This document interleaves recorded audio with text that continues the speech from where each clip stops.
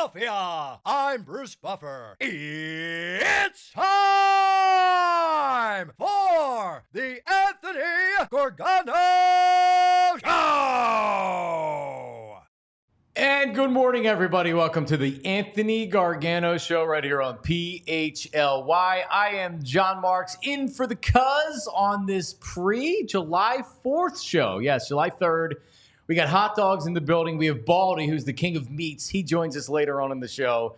So don't go anywhere. Fireworks talk. The entire crew is here this morning, so we'll get to all that coming up. Anthony Gargano Show presented by TrueMark Financial Credit Union. Check out truemark.com/PHLY or stop into your local branch to learn more about the credit union difference at TrueMark Financial today. All right, got a lot going on, especially in the first hour here. We know the Phillies won last night. Jim Salisbury coming up here in 25 minutes with that. 76, there's some more moves that are possibly happening here. We'll get to that in about 10 minutes. But let's start with the Eagles. And it's what's popping off this morning. And it's sponsored by Olipop. We're popping off with Olipop. Find your favorite Olipop flavor at your nearest Wawa. And I have mine right here. Another classic root beer, which I had yesterday as well. All right, so this is my third show. I've been in for Anthony all week. And we've talked a little bit of Eagles, but we really haven't had I'm ready to talk about the Eagles today. And specifically Nick Sirianni.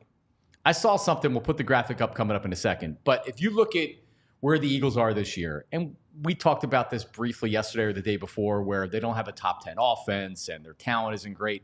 Screw that. The Eagles have amazing talent on this team. And this is a team, talent-wise, that is among the best in the NFL and should be looked at as not only a contender for the Super Bowl, but a true contender. If they're not the best team or the second best team in the NFC, then tell me who is. All right, San Francisco and then the Eagles, all right? A lot of other good teams there as well, and anything can happen from year to year in the NFL. But the Eagles are right there with anybody in the NFC, all right? But what happened at the end of last year was a historic collapse. A collapse in Philadelphia that without a Super Bowl and another Super Bowl appearance previous to that, I don't know if we really recover from. Historic collapse. And if you're pointing fingers at, well, how did it happen? Where did it start? What exactly was going on? There's a lot of theories. There's a lot of blaming or like, hey, we're going to fire the offensive coordinator. We're going to fire the defensive coordinator. But for me, the buck is always going to stop with the head coach and the quarterback. And Jalen Hurts takes a lot of it. Nick Sirianni is going to take the rest of it. I tend to give Jalen Hurts more of a mulligan than Nick Sirianni. And here's why.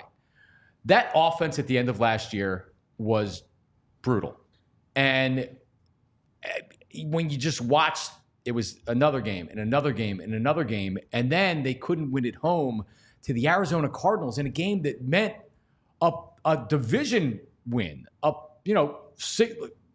playoff berth, etc. So that's where I look at the head coach. And that's where I give Jalen Hurts a little bit of a mulligan. So let's say, hey, listen, I've seen him play great. I've seen him play great in the Super Bowl. I saw him outperform Pat Mahomes.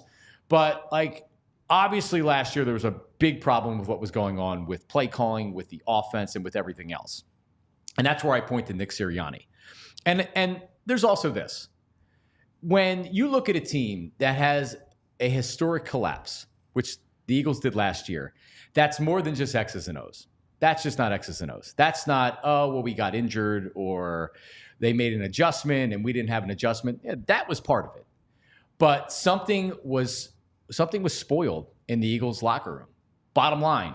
And I don't know if it was the quarterback and the head coach. I don't know if it was A.J. Brown and Jalen Hurts. I don't know exactly what it was, but you don't collapse like that. You don't get blown out by the Buccaneers in the playoffs. You don't lose as many games as they did. Again, Arizona on your home field with the division on the line. You don't lose that as something is really wrong, all right? So Nick Sirianni didn't get fired. And I wasn't surprised that he didn't get fired just based on going to the Super Bowl the year before and the fact that I knew Nick would fight for his job. If you remember when Doug Peterson, when they had the collapse, because Doug won a Super Bowl, Doug went back to the playoffs, and then they had the collapse year. It didn't feel like Doug actually was fighting for his job. Because when Jeffrey Lurie, according to reports, went to Doug Peterson, his idea was, all right, well, Matt Burke's going to be my defensive coordinator. And it was Press Taylor is going to be Press Taylor is going to be my offensive coordinator. And that wasn't enough because the Eagles were broken that year as well. And Doug felt like that he was so burned out from the entire thing that happened from winning the Super Bowl, after the Super Bowl. He talked about that season with wanting more influence and wanting more of a say in personnel and things like that. And that wasn't something the Eagles were willing to do. And I don't feel like it felt like he was fighting for his job. Nick Sirianni's fighting for his job. He fought for his job. Both coordinators are gone. A veteran defensive coordinator came in. I mean, Jesus, he has no control over the offense now. You can't even say, well, somebody else is calling the plays. No, this is a different offense. This is not a Nick Sirianni offense. This is a Kellen Moore offense. So he was willing to say, okay, I'll give it all up, and I'm just going to be the CEO. That's fine. But this also puts him in a situation where I'm not even going to ask the question of, is he on the hot seat to start the season? Because he's on the hot seat. July 3rd, this is officially hot seat season for Nick Sirianni. Andrew, can we put the graphic up there? Because this is Cody Benjamin, CBS Sports, and this is where I saw it. But you look at the head coaches in the hot seat, and it's ranking them. We love lists this time of year, by the way, guys. Love lists. But they have the top 8, I guess it's there. Saleh, absolutely. Brian Daboll, yes. Dennis Allen stinks in New Orleans. He should be. Eberflus, yes. Mike McCarthy is a lame duck for the Cowboys. But Nick Sirianni, when you go to 6, I would say, honestly, I think he might be in the hottest seat of all. And here's why. Nick Sirianni comes out slow, or the Eagles struggle, there's not going to be blame assessed on anybody else. This isn't going to, oh, well, Jalen's not playing well, and he'll catch some blame. But now it's going to be, well, what the hell is Nick Sirianni doing? He's the head coach of this team, and he's doing nothing.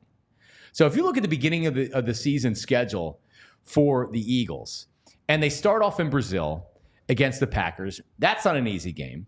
And then from there, home against the Falcons should be an easy win. You go to New Orleans at the Saints, and they have not fared well in New Orleans. That's a tough place to play, and it's a tough place for the Eagles to win historically. And then away against the Bucs. You better be 3-1, and you better be 2-1 after 3 games, because I think we forget, or maybe we don't, but we'll get a refresher. If this team starts out 1-2, you want to talk about a hot seat? Oh man. Hot. That's going to be the hottest seat in the NFL. And we know what this city's like. And the one thing that I'd be concerned with Nick Sirianni is, I don't know if his quarterback has his back. I don't know if his players have his back. I certainly have big questions about the quarterback having his back. So does Nick Sirianni deserve to be on the hot seat? That's the question, but I don't even think it's a question that he's on the hot seat. And this year becomes about Nick Sirianni. This Eagles season is about Nick Sirianni. If they fail, it's going to be Nick Sirianni's fault. If they make the playoffs but they lose, it's going to be Nick Sirianni's fault. Because Jeffrey Lurie, he's not stupid. He knows that he has a roster and he has talent that could or should win a Super Bowl based on coaching. That's when it goes to coaching. It goes to quarterback play, and it goes to coaching. And with a guy like Bill Belichick sitting out there, and if you listen to reports or you listen to some whispers, there was conversations about Bill Belichick maybe coming here. If the Eagles fail to meet expectations this year, I'd be surprised if they didn't move on to somebody else. So on the hot seat as I welcome in VG and JP, the crew is here. Some Sixer stuff coming up in a second. The Phillies win. Do you believe Nick Sirianni, VG, belongs on the hot seat? Yes. How hot should the seat be? Burning. Yes. I don't know what he does well. I've argued with Anthony about this. I'm not a huge Sirianni guy. His track record, he came from some mediocre teams. He's never really won anything. He was a horrible play caller when he first got here. Terrible. They were 2-5. He had to give up play calling. Yeah. You know, he got to the Super Bowl. I know it. They had a really easy schedule that year. They went through Daniel Jones and a 49ers team with no quarterback to get to the Super Bowl, and they almost won the Super Bowl. So he gets credit for that, but he kind of rode the Steichen and Schwartz vibe, I think. Yeah. And I just don't know what he does well. So, and you definitely are on the hot seat when you know that Howie's talked to Bill Belichick, and Bill Belichick has listed 3 places he wants to go, and Philadelphia is one of them. So he'd be interested.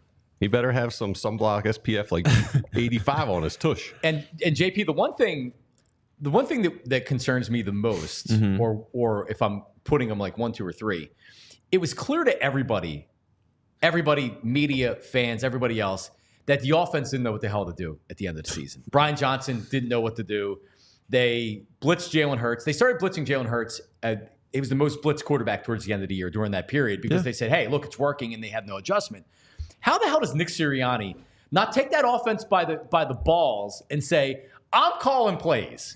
What offensive-minded head coach, seriously, what offensive-minded head coach doesn't say the offense isn't working, this isn't working, we're really struggling, I got to take play calling back? Like, it's quite like, even if it's not necessarily Brian Johnson's fault, it only makes sense to go somebody else. You got somebody different in there, you're calling plays, at least try something. Yeah. Yeah. But he wouldn't even do that, and that tells me because the team wouldn't let him do it. It's a good point. I'm a little higher on Nick Sirianni than BG is.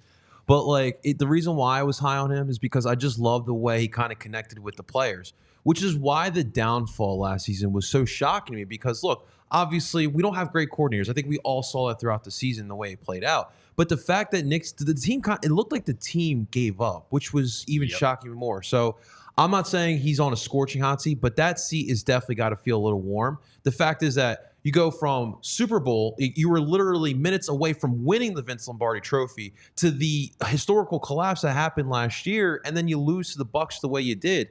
Now it seems like he's got his coordinators right. He doesn't have to worry about both of those sides of the football. So now he's got to make sure he just does what he did back in 23 and just manage the team. Yeah, I think it's a great point. And when sometimes in sports, when you say that they gave up, it's not physically where they're not trying or not playing. However, they were going through the motions in that playoff game. They looked defeated, man. They were defeated. No, and that's why I say there was something internal that was going on. And I think there was something going on with the quarterback and the coach. And like at the end of the year, you heard Fletcher Cox actually came out and said this on the record. They didn't like Jalen's behavior. They didn't like the way he was acting on the sidelines. They didn't like the way he was carrying himself as the leader of the team, right? I'm sure he's going to make adjustments to that in the offseason, and I don't think it makes Jalen a bad guy. But I heard from more than one person that was something that was being talked about. And then you go into this offseason, and Jalen Hurts point blank asked a question about the coach and doesn't have his back. And then there's stories that the Eagles were disappointed in the way that Jalen Hurts answered that question. Of course you'd be. Even if you're lying, you have to at least present yourself as like, oh, Nick and I are great. Everything's great, which he didn't do. So when your quarterback, questionably, if he doesn't have your back, and then the way last year ended. And I agree with you, JP. Like, the guys always played for him. What we saw in previous years, like, his method worked for him. And sometimes you see with coaches that message, it dries up.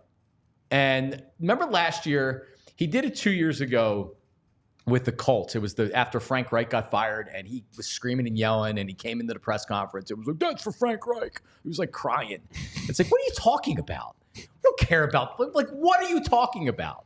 And then last year, he was cursing or yelling at the Chiefs fans when he was leaving. Was it the Chiefs fans? Was that the game? When he was leaving. So if I look at that and be like, all right, dude, like, you're a head coach in the NFL. It's like a 15-year-old. Yeah, like, what's Jalen Hurts doing? Jalen Hurts has already shown, and you've seen the videos where he's rolling his eyes at Sirianni with his behavior on the sidelines, right? Yeah. So, like, he's got to clean that up. You're like, you're on that. Now you're officially a CEO. Man, he's mean mugging for the camera with the big gold chain and stuff. And a lot of those things I like because he's authentic. And Nick's a really good dude. I think the players genuinely like Nick because he's a good dude. End of the day, they want to feel like that their coach is smarter than the other team's coach. And I don't think you can I think this year is making that case that he can manage the team, and now he's handed off responsibilities, and now I just don't know what he's going to do other than give the Friday night speeches to the team. And have a Kobe Bryant video or something like that. I mean, to your point, like getting humbled is so important, right? And you're hoping that what happened last year humbled everyone, and they learned from that collapse there, because obviously, like, mentally, it killed everyone on that team. And so hopefully you do get humbled, you get put back down to earth, and this year they just play like the Eagles that we saw back in 22. I mean, first of all, he's Frank Reich'd up because he wouldn't even have this job if it wasn't for Frank Reich. No one in the world would have hired him if not Frank Reich didn't call or talk to Howie and Jeff and tell him how great this whiz kid is, this offensive guru who was 2-5 when he played calls. And then last year, you don't even need your coach smarter than the other team. You just need him smart. He had no answers on the offense last year. So Jalen Hurts, of course he's frustrated. The team, of course they're going to give up. They see there's no answers on offense. They were just a joke. And for this guy who comes with the pedigree of quarterbacks coach with Chargers, and you know what? The Chargers have a really talented quarterback who's underachieved, I feel like, year and year again. And Nick was there during that. So I just don't know where this Nick Sirianni, I don't even know where he came from other than Frank Reich. So I understand why he's all fired up when Frank Reich gets fired. Who Frank Reich was mediocre with the Colts and he stunk with the Panthers. He sure was. If you look at some of the best coaches, OVG, the coaches have had longevity. They do a great job of managing the team. You look at the Belichicks, the Tomlins, the Harbaughs. Andy, they managed the team. And I just did not feel like, especially during that collapse, Nick Sirianni did a good job of managing the team. Sometimes the way that it worked last year is not going to work this year. So you have to change your ways. And he struggled with that, him personally. It's a great point. Baldy's coming up top of the hour, 10 o'clock. So we'll talk to Baldy about that. He's probably set off the fireworks at the White House at some point. I can't wait for the story. A perfect guest to go into the meat locker on July 3rd. And we do have hot dogs here. Dude, I smell them. I can smell them too. So good. Versace, our intern, is here, and I have given him the instructions on how to use. I brought in my my Ninja air fryer, so we will go to the hot dog cam coming up here in a little bit, or we'll take some pictures, and we'll eat hot dog. I will eat hot dogs on the air. I know you don't eat the pork, and I didn't buy any vegan, so you have to eat a roll. Buns, baby. Yeah, and just gonna eat a roll of ketchup. I mean, yeah, man, what do we got? That's a cheap way. Do we like them well done, the dogs, or I like them crispy? All right. Because Versace asked me if he should slit the dog, which is a good technique. Yes. It's not necessary in that air fryer. It's not. And do you like the slit or the spiral? They say the spiral cut is better. Really? Yeah. Spiral cut. I've never seen that. I just don't know how to do that. I don't either. And I like the hot dog roller. I've seen it though. The hot dog roller that you'll see at 7-Eleven. Yeah. At the snack bars at the Little League. Oh, is there anything better than a hot dog rolled?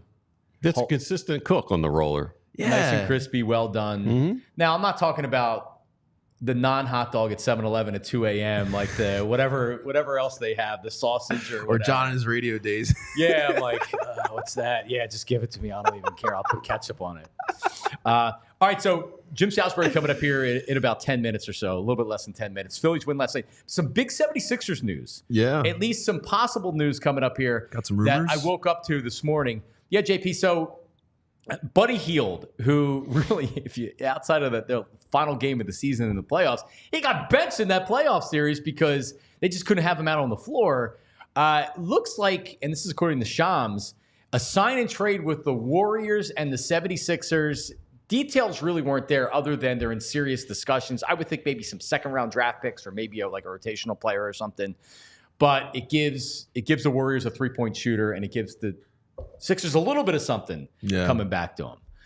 So that's the one piece of 76ers news for today. I mean, they're not re-signing Buddy. Yeah, so I'll say this about Shams. Like, he kind of lost a little bit of, I don't know. I don't trust him as much after that Paul George tweet that he put out last week. The interest from the Sixers weighing down. But, like, this tweet's interesting. Like, he says, the Warriors and the Sixers are in serious talks to decide and trade for Buddy Hield. The best part, he goes, they're working on finalizing the deal for one of the NBA's best three-point shooters. I thought that was hilarious that he put that in this tweet too. Of course. No, and Shams a lot like Adam Schefter, and I can't stand Adam Schefter at all because he's a pawn.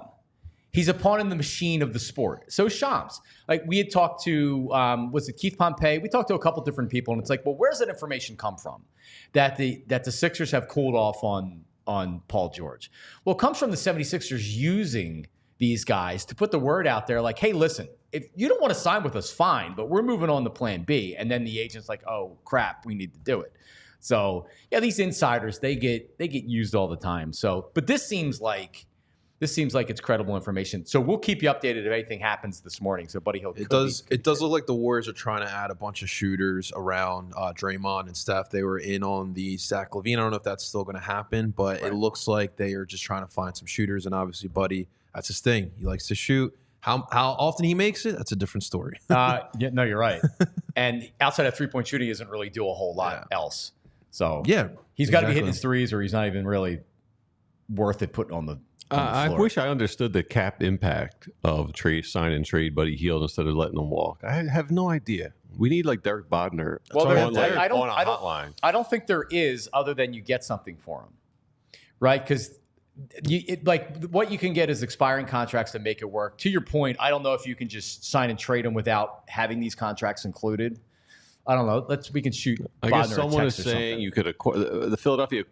So they may acquire Santos from the Warriors in this sign and trade. Yeah. And then that would mean that the Sixers could aggregate him into a trade that would allow him to combine his salary and Paul Reese acquire maybe a player of. So maybe they're working on a 3-way trade or something like that. They still need that power forward. They've also been linked to Dorian Finney-Smith from the Nets too, and obviously it's going to be tough to make a negotiation with a division rival or conference rival, I should say. But the power forward's a big one. I really think you need that power forward. Obviously, they could benefit from a backup point guard with some ball handling skills as well. But for right now, that power forward has to be the must. You need a guy who can stretch the court, be a little tenacious, get those boards as well. We'll see how more you can find that.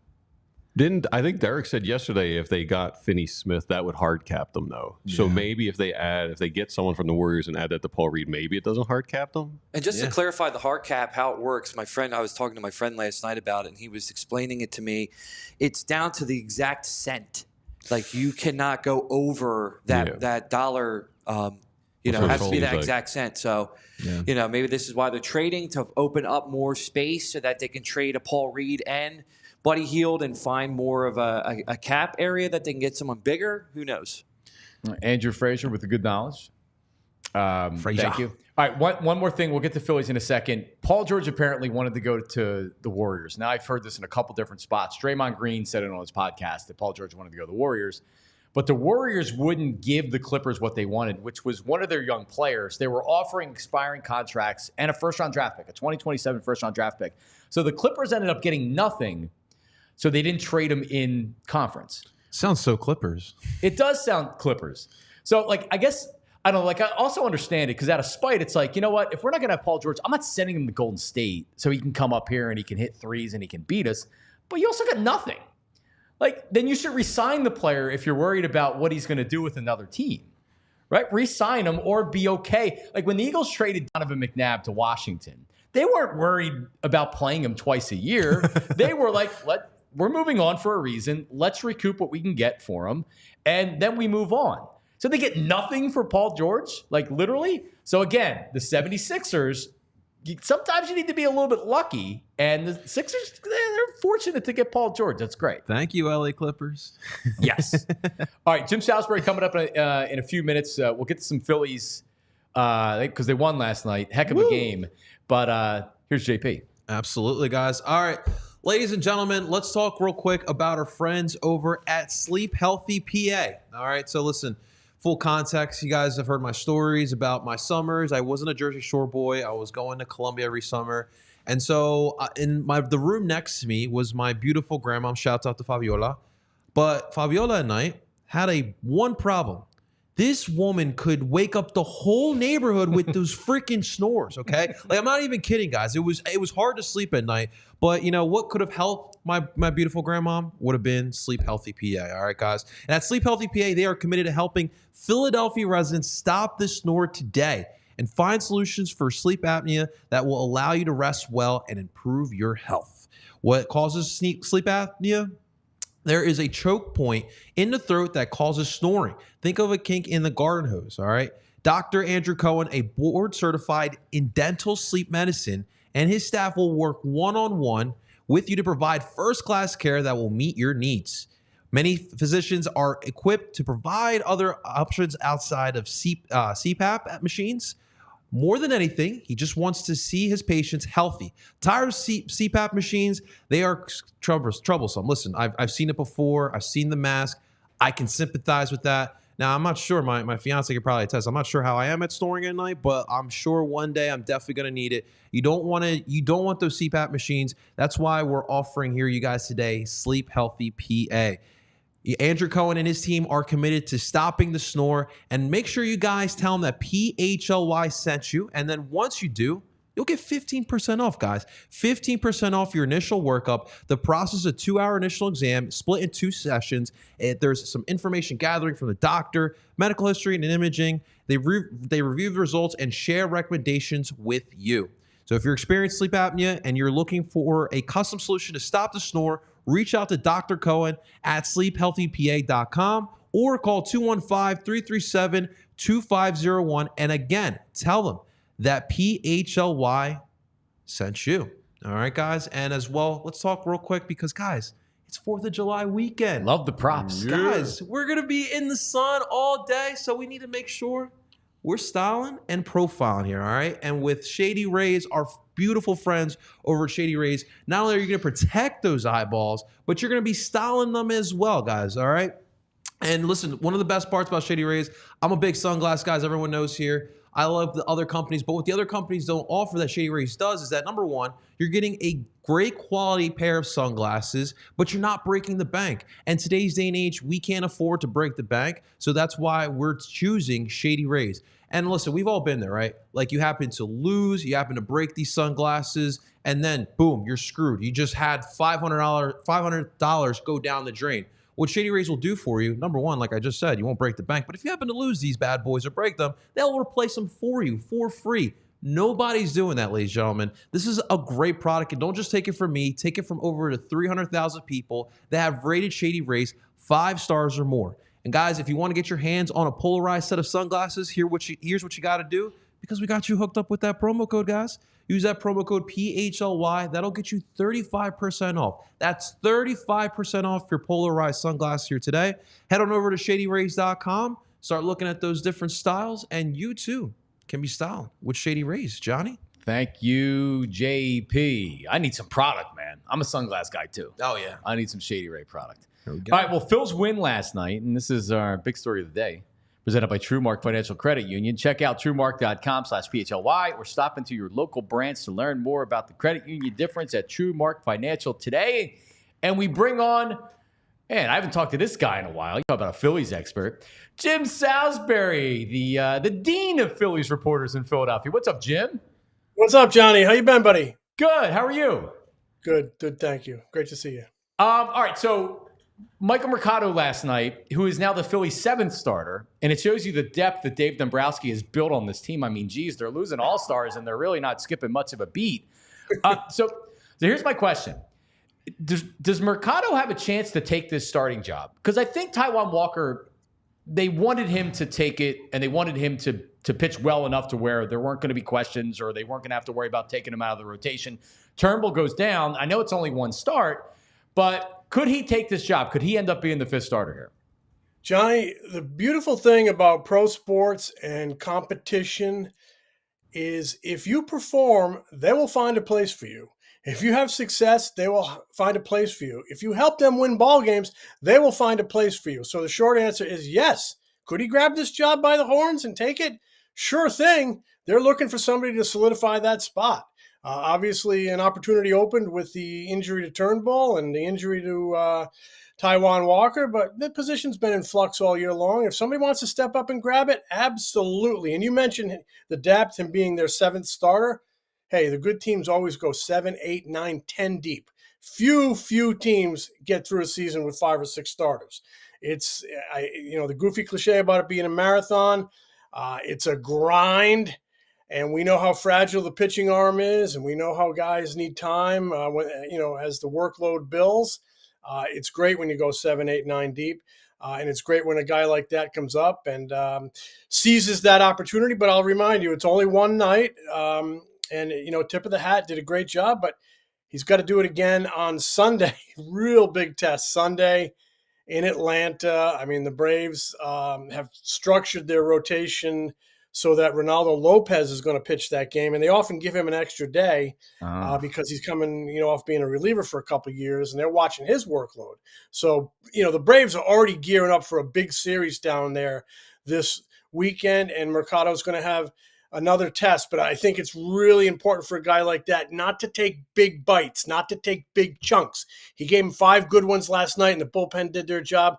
Good enough. Good enough in my mind for a 5th starter who is kind of dunking his big toe in the big league waters and getting accustomed to it. So the key word is contribution, and he gave him a great one last night, John. Yeah, and like I'll take a Joe Blanton start every time. 6 innings, three runs. I don't even need 6 innings. Give me 5 and 3 earned runs from that spot. Keep him in the game. And last night he seemed like he could do that. Now we'll see. He did I like the life on his fastball. Yeah. Right, like he's got that tall, skinny frame, and he really is able to work up some movement and some velocity on it. So we'll see. How does Tampa Bay trade him? Normally a very, very, very gifted, smart organization, but it seems like a real steal by Dave Dombrowski. Well, I'm not going to label it a steal right now. I need to see more, but I think you're right to at least start looking in that direction because. You need starting pitching depth. Starting pitching is such a commodity. How does Tampa Bay makes very few mistakes? I will say this. He had an ERA of like 5 last year in a full season at AAA. He had some injury issues, and they do a good job at grooming young pitching and getting ready, and they often get themselves in a roster pinch. So they move on from a guy. I mean, you look at Christopher Sanchez, who the Matt Klentak regime acquired from the same organization. Sometimes it takes time for a young pitcher to really put it together. And we might be seeing that with Michael Mercado. He had a really good stretch at AAA kind of the last month before being called up, but he had a tough start. Command and control have been an issue for him throughout his career, but it might be finally clicking for him. But great pitcher's body. When Dombrowski picked him up, though, they thought maybe reliever. And some of the Phillies brain trust thought starter. They saw the stuff and took a good long look at him in AAA as a starter. And, they might have something. But one game does not make a big league starter, but it can make you say, wow, they might have something here. Yeah, development. The Phillies have done an excellent job developing some of these starters. You look at Chris Sanchez. At big league level, yeah. When he first came up, I was like, all right, he can be a back end guy. He can be your 5th starter. He went back down to AAA. They really worked with him, less velocity, more command, and it seems like it's been something they've done with all their pitchers. I know their velocity's down because they're looking for more movement, more life on the ball as opposed to just velocity. Look at Ranger Suarez and the steps that he's made here, especially this year. So, like the Phillies. Yeah, you can go out and draft great players. You need to develop your players as well. And it just feels like this regime with Dave Dombrowski, they've done an excellent job of taking these young players.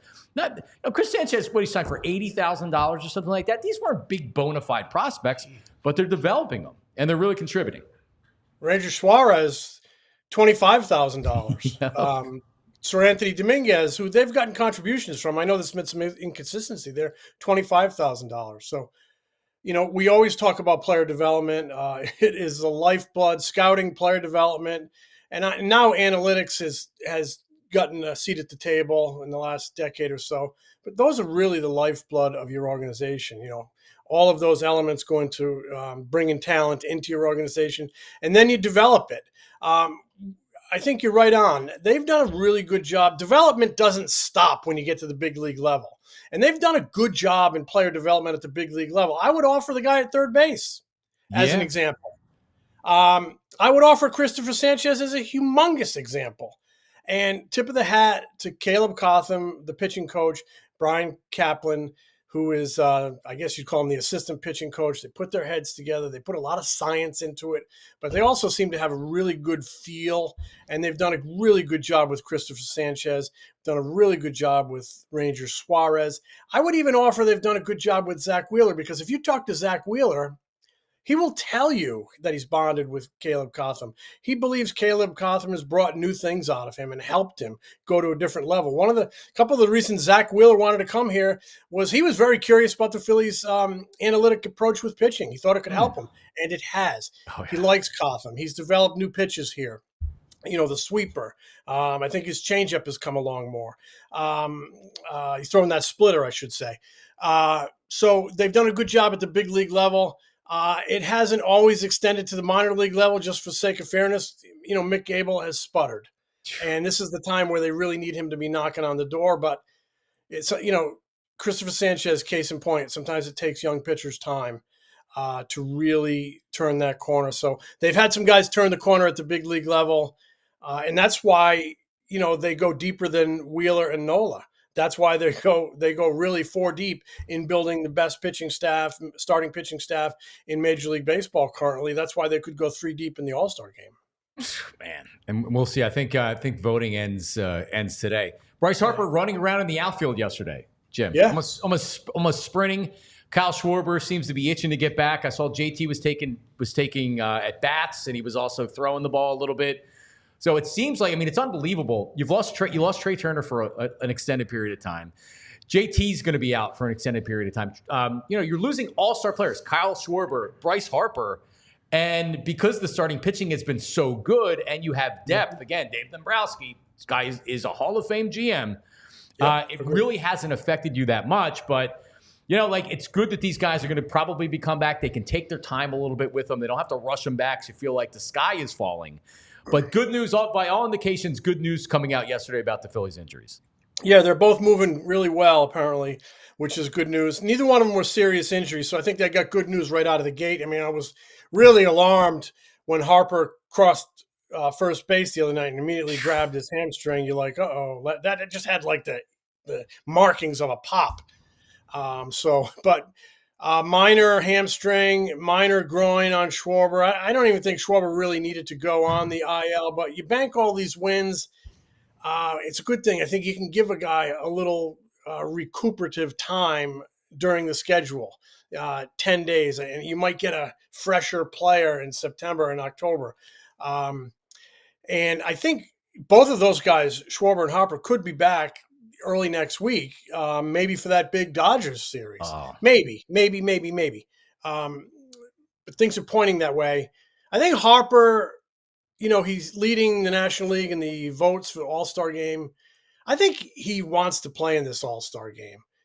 From what I've heard, it's something that he really wants. Hasn't played in an All-Star game as a Philly, and I think he's ready, and I think he wants it. So I'm not saying you can prioritize that. You have to prioritize your season and the remainder of it, and you have to be 100% healthy. But I think he could be there. But if they decide to, take your foot off the gas a little bit, wait till after the All-Star break, like they're going to do with Real Muto, that would have merit too. So next few days will be interesting to see how he progresses. But, it feels like he's going on a good pace in the right direction. After watching him run yesterday in the outfield, he's starting in the All-Star game and playing in that game, Jim. I think he's a showman. He's not going to miss that if he can play. If it was a serious injury, I don't think he would, but he's out there sprinting. So yeah, I agree. And you kind of mentioned, what they did without Trey Turner. The toughness and the resilience of this team has been amazing going back to 22 when they survived all those games without Bryce Harper and actually played 11 games over 500 when they were without him. Derek Hall and others stepped up. Sosa stepped up when Turner was down. So they're really good at playing over these setbacks. You don't want to have too many of them. You don't want to push it. I know this next man up stuff, but I do think it has its limit. It sounds nice, but it has its limits because you can't keep saying, oh, we're going to put this all-star on the shelf and this all-star on the shelf, and we're going to have this backup overachieve. It's nice when it happens, and it can happen, but you don't want to have it all the time. Yeah, that can't be the plan, Jim. You mentioned Atlanta, and that's a weekend series coming up. And this series is so important against the Cubs because you win the series, then if you do end up dropping and losing the series down in Atlanta, it doesn't burn as much. The last thing you want to do is go in the All-Star break. Atlanta's behind by 4 games, right? 3 games where they chop down those numbers. So, but nevertheless, this is a measuring stick series for the Phillies going down there on the road. We know that there's been skeptics talking about, well, who have they really beat? And they're very good at Citizens Bank Park. I'm excited to see the weekend series because Atlanta's still a very good team, and they're going to throw Fried at you. We know what the Braves bring as far as the rest of their lineup and their pitching. So this is going to be a fun series coming up this weekend. Yeah, I don't think they're going to see Chris Sale, who's having a great year. Yeah, terrific trade pickup by the Braves, one of their typical outstanding pickups. But they will see this Ronaldo Lopez, who was a signing, under the radar signing. Not sure if he was a reliever, but they put him in the rotation. He's having a great year. They'll see him Sunday. They still have, as you mentioned, Max Fried, Sale, Lopez. And, they still have those two big guys at the corners in Riley and Matt Olson. Both of them are not having terrific years. Right. You'd hope that they kind of stay under the radar this weekend. The Braves are a much different team than the last time the Phillies saw them opening day weekend. I think the Braves took 2 or 3. They had Acuna, they had Spencer Strider. I mean, those are two of the game's elite talents. They go down. It's a team changer. That said, the Braves have the same kind of resilience the Phillies do. They have the same kind of manager, that steady, let's get it done. Brian Snitker, Rob Thompson, see a lot of similarities there in their approach, in the trust that they build with the clubhouse. So, they've won, I think, 6 divisions. Maybe they don't win this year. Maybe they do win this year. There's still a lot of baseball left, but yeah, it's an important series for both clubs. But if I'm the Phillies, I just have to maintain simple approach, win series. I think they're going to have Nola, Ranger, and Mercado. Yes. Go down there and pitch well and catch the ball and try to take 2 out of 3 and get home for another big one against the Los Angeles Dodgers. So it's an interesting little spell here in the schedule. All right. Jim Salisbury, you got something, VG, before we get I just wanted to ask, hey, Jim, is part of the resiliency, you think, Topper, or is it clubhouse stuff? Like we saw Schwarber last night take Mercado, put him to the front of the pack at the end of the game. Is it that leadership, do you think, that's getting this team through these injuries? And is Schwarber one of the better leaders we've had around here in a long while? Without question. I've talked about that ad nauseum, what a great leader he is. He's right up there with Darren Dalton in terms of the best I've ever seen. I'll tell you a quick little story. In 2022, Schwarber likes to hit off the curveball machine, and I know that elicits laughs around here, but it actually is a thing. They can set it, and they can set it to the parameters of that night's pitcher. And Schwarber loves to go out there and hit against it on the field in the hot sun at 3:00 in the afternoon. And all of a sudden now he's out there doing it, and Stott's out there, Bohm's out there. A bunch of guys started like moths to a lamp. They started gravitating toward it. And all of a sudden they're all out there hitting against the curveball machine, and they're inventing games like we did as kids, and they're hooting and hollering. And that type of team building is really great. And it was, he's a great leader. I just, many nights, especially in tough times, you'll see him kind of sit in front of his locker, maybe with a bottle of water or something. And, some of the young players will really gravitate toward him. He's a excellent leader, and it's authentic. There's no pretense to the guy. There's no fake to the guy. He's always willing to share wisdom with a younger player, like Bohm would have some tough times. I think they're pretty close. He would, bring Bohm over and say, let me tell you about the night I struck out 5 times. I mean, that can be really helpful to a young player because failure and struggle is so important in this game. But you're right on. Kyle Schwarber is as genuine a person as you would ever meet. I mean, his mom was a nurse. His dad was a police chief. He used to love to hang around the precinct and see that kind of camaraderie. And you can almost see it in a clubhouse. He's kind of, in a lot of ways, maybe this team's Kelsey without some of the loud stuff and the antics and the chugging and all that. There's a similar little personality and gravitational pull that he has that I think pulls teammates in. And there's a trust there. They know that this guy ain't BSing me. This guy cares about me. So you saw it last night, pushing Mercado. That wasn't for the cameras. That was because he said, wow, you just gave us 5 good innings in Wrigley Field in your first major league start on a night when we had 2 starters down. You're the star of this game. Get your butt out there and get what you deserve. So, but Harper, I think, in his action is kind of verifies that resilience, and that this is a guy who got hit in the face with 97. Right. And walked away. You don't think that's tough? And you don't think that's a great example? This is the guy that had Tommy John, full-blown Tommy John, and was back in like 4.5, 5 months. I mean, some guys take a year, and I know he's not a pitcher. It's a different animal. But this guy gets hurt and he comes back in record time. He can't wait to get back on the field. Zach Wheeler, Aaron Nola, these are quiet, strong, silent types. I think all of that radiates through that clubhouse. And I think Rob Thompson, there's a trust that he has their back and he cares about only them, and he's going to do whatever it takes to lead them through the wilderness. And they got a really good chemistry. It's not just Schwarber, it's not just Harper, it's not just Thompson. They've done a good job building a team, and they've done a good job upstairs building a team with character. It's really important to bring in talent, but it's really important also to bring in guys who have talent and are character players. It's important to bring the right people into your clubhouse. I don't care if it's football, hockey, basketball. Intangibles still matter. Even in this time of sports science and measuring everything, what's in here still matters. Yep. Yeah, and Jim, you're the best. Castellanos works on this roster because you have Schwarber and you have Harper. Schwarber balances Harper because Harper's not the most vocal leader out there, right? Like all the pieces fit both on and off the field here. So it's amazing. You're the best, and that's why we have you here as a contributor to PHLY. You're the best, and I want to borrow that shirt Friday night. Well, listen, what I didn't know was pineapples mean something to a certain certain section of people out there that I didn't know when I bought the shirt. I don't even know if I want to ask that. You don't. I'll explain later. But now the rumor is you're the firework guy in your neighborhood. Are you going to light your backyard on fire? I am not the firework guy in my neighborhood. I am the snow shoveler and the gardener, tomato grower. Oh, that's right. Yeah, that's right. Tomatoes, 5 kinds of peppers, cucumbers, 4 kinds of squash, basil, cilantro. So I'm the green grocer. But you're not Joe Carcione with your tip for the day. But Jim, happy 4th, man. Great to talk to you. Great to talk to you guys. Have a great one. All right, there he is, Jim Salisbury, who is the best. He's the best. He's so nice. He's knowledgeable and nice. But he's so right about Kyle Schwarber. Kyle Schwarber he's the vocal leader who's also an all-star type player. Yeah. And he bounces Bryce Harper, who doesn't really, he says something when he needs to say something. By the way, Bet Parks sponsors the Anthony Gargano show today.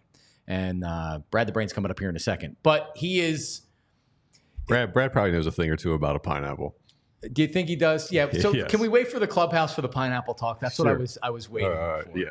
Because how I learned what pineapples meant to some people was when some old lady was talking to me, and I'm like, what the hell what is she doing? Why is she talking to me like this? Anyway. It has to be upside down. That's all I'm going to say. We'll get there. I think we have it up. Yeah, right here. It's upside down. One, yeah. Bro, I got this on the Bloomingdale's app for $5. All right. That's why I have it. It's a VG and I are on the same page today. We did not coordinate with the shirts. Yeah, I mean, would it kill the youngsters to get a little festive for 4th of July? This is the mode I'm in right now. So It's freezing. And I'm not talking about the upside down pineapple. Yeah. I'm not looking for that. I got a USA jersey on. Come on now. Yes, you're baseball baseball. A USA baseball jersey. So before we get to Brad, how are the hot dogs looking out there? Versace's out there. I can smell. He burned himself. He's a mess out there. The studio's on fire. He's trying the twirling method, and it's not going well. Yeah. All right. Well, It's going to look great on his resume for his internship. I made hot dogs in an air fryer. Well, At least skill. I did 50 push-ups in a minute. Well, it's not a what's the thing that used to catch on fire back in the day? Like a hot plate or something. The kids would have a hot plate in their dorm room and light the whole place on fire. We're not going to burn the place down. We swear, Anthony. All right, we swear. Anyway, so the grind with Brad Feinberg, Brad the Brain, sponsored by Bet Parks. Brad the Brain. Brad the Brain Feinberg. And Brad, sources deep inside the Anthony Gargano show. You're quite an eater. We were talking about a hot dog eating contest yesterday. We're told you can house a pizza let me tell you this. An hors d'oeuvre. That is not accurate. We're told he could house two large pizzas. Yes, 2 pizzas. I could probably eat more or less as much as any person in the world. I'd actually go that far. No, I'm actually being. I'm not saying. I'm not. You probably think I'm joking. No, this is actually hand on the Bible. I would take myself, and I'm not like Joey Chestnut. I couldn't beat him or like Kobayashi. But and then quote unquote, if you put me up against NFL players, I would take myself. I think I can eat. And an enormous. I'm not proud of it. I mean, it shows. But I can eat, and not my speed. I'm like Tyreek Hill. Like my speed in eating is honestly like actually somewhat impressive. I'll admit that. But So by the you're way, high I had to ask volume my and fiance speed. volume and speed. Like Wow. my volume, like I've eaten before 13 bagels, 13 turkey sandwiches, like 3 pounds of turkey on a bagel, 13 of them. Like they gave me like a dozen, whatchamacallit, a baker's dozen, ate 13 sandwiches in like a few, not even that long a time. I can eat crazy amounts. Now, But I found out what the pineapple meant, John. I had to ask my fiance. She told me. So now I understand. And I mean, listen, if I was wearing a hat, I'd tip it. From ear to ear. If I was wearing a hat, I would tip the hat, my friend. I had a But, woman in her you know. 60s. I had a woman in her 60s that were with her husband, and I'm like, what? Like, what is going on? This is very weird. This was at a Chickies and Pete's. I'll talk about it later. Oh, yeah. Like, this is very weird. And then and somebody I was working with was like, you don't know what the pineapple means? And I'm like, what are you talking about? Anyway, so Versace has grilled. Dude, you can still put these together out there, Versace. But I'm telling you, like, that is the perfect hot dog right there. He did good. He's all right. He did You're all right telling with me the hot he dog. did a good job with it, you're saying? Yeah, He did. He crushed it. So these are Nathan's hot dogs, which I love, and he has cooked them perfectly. You want them not totally singed, but you want them well done. Yeah, for And sure. A little crisp. Man, all right. So you can put these together out there. I don't need to be. Or do we want to do it on the air here? Yeah, I don't care. All right, well, whatever. All right. All right. So listen, the Phillies in Chicago. Yeah. It's a tough matchup tonight. We were talking about this, I think, before we went on the air. But man, the Cubs have a starting pitcher that's going tonight, and it's a really good pitching matchup. Phillies are still favored in the game. But how do you look at this one tonight for the Phils? Well, you know, it's interesting. Last week, John, there was a matchup with it was Ranger Suarez versus Tariq Skubal, and the total was 7.5. And it's like, all right, you know, sometimes you just don't have to overthink these things. It seemed like an under bet to me, and the game landed, I think, 4-0 or 4-1, something like that. Look, same thing here. The only way I can look would be the under in the game because both pitchers seemingly elite. Now, Amanja, it's interesting. His last 2 starts, he's actually gotten touched up, John. But with the Phillies missing 3 great all-star caliber players, only way I can look is under. Didn't quite bet it, but that's the only way I can look.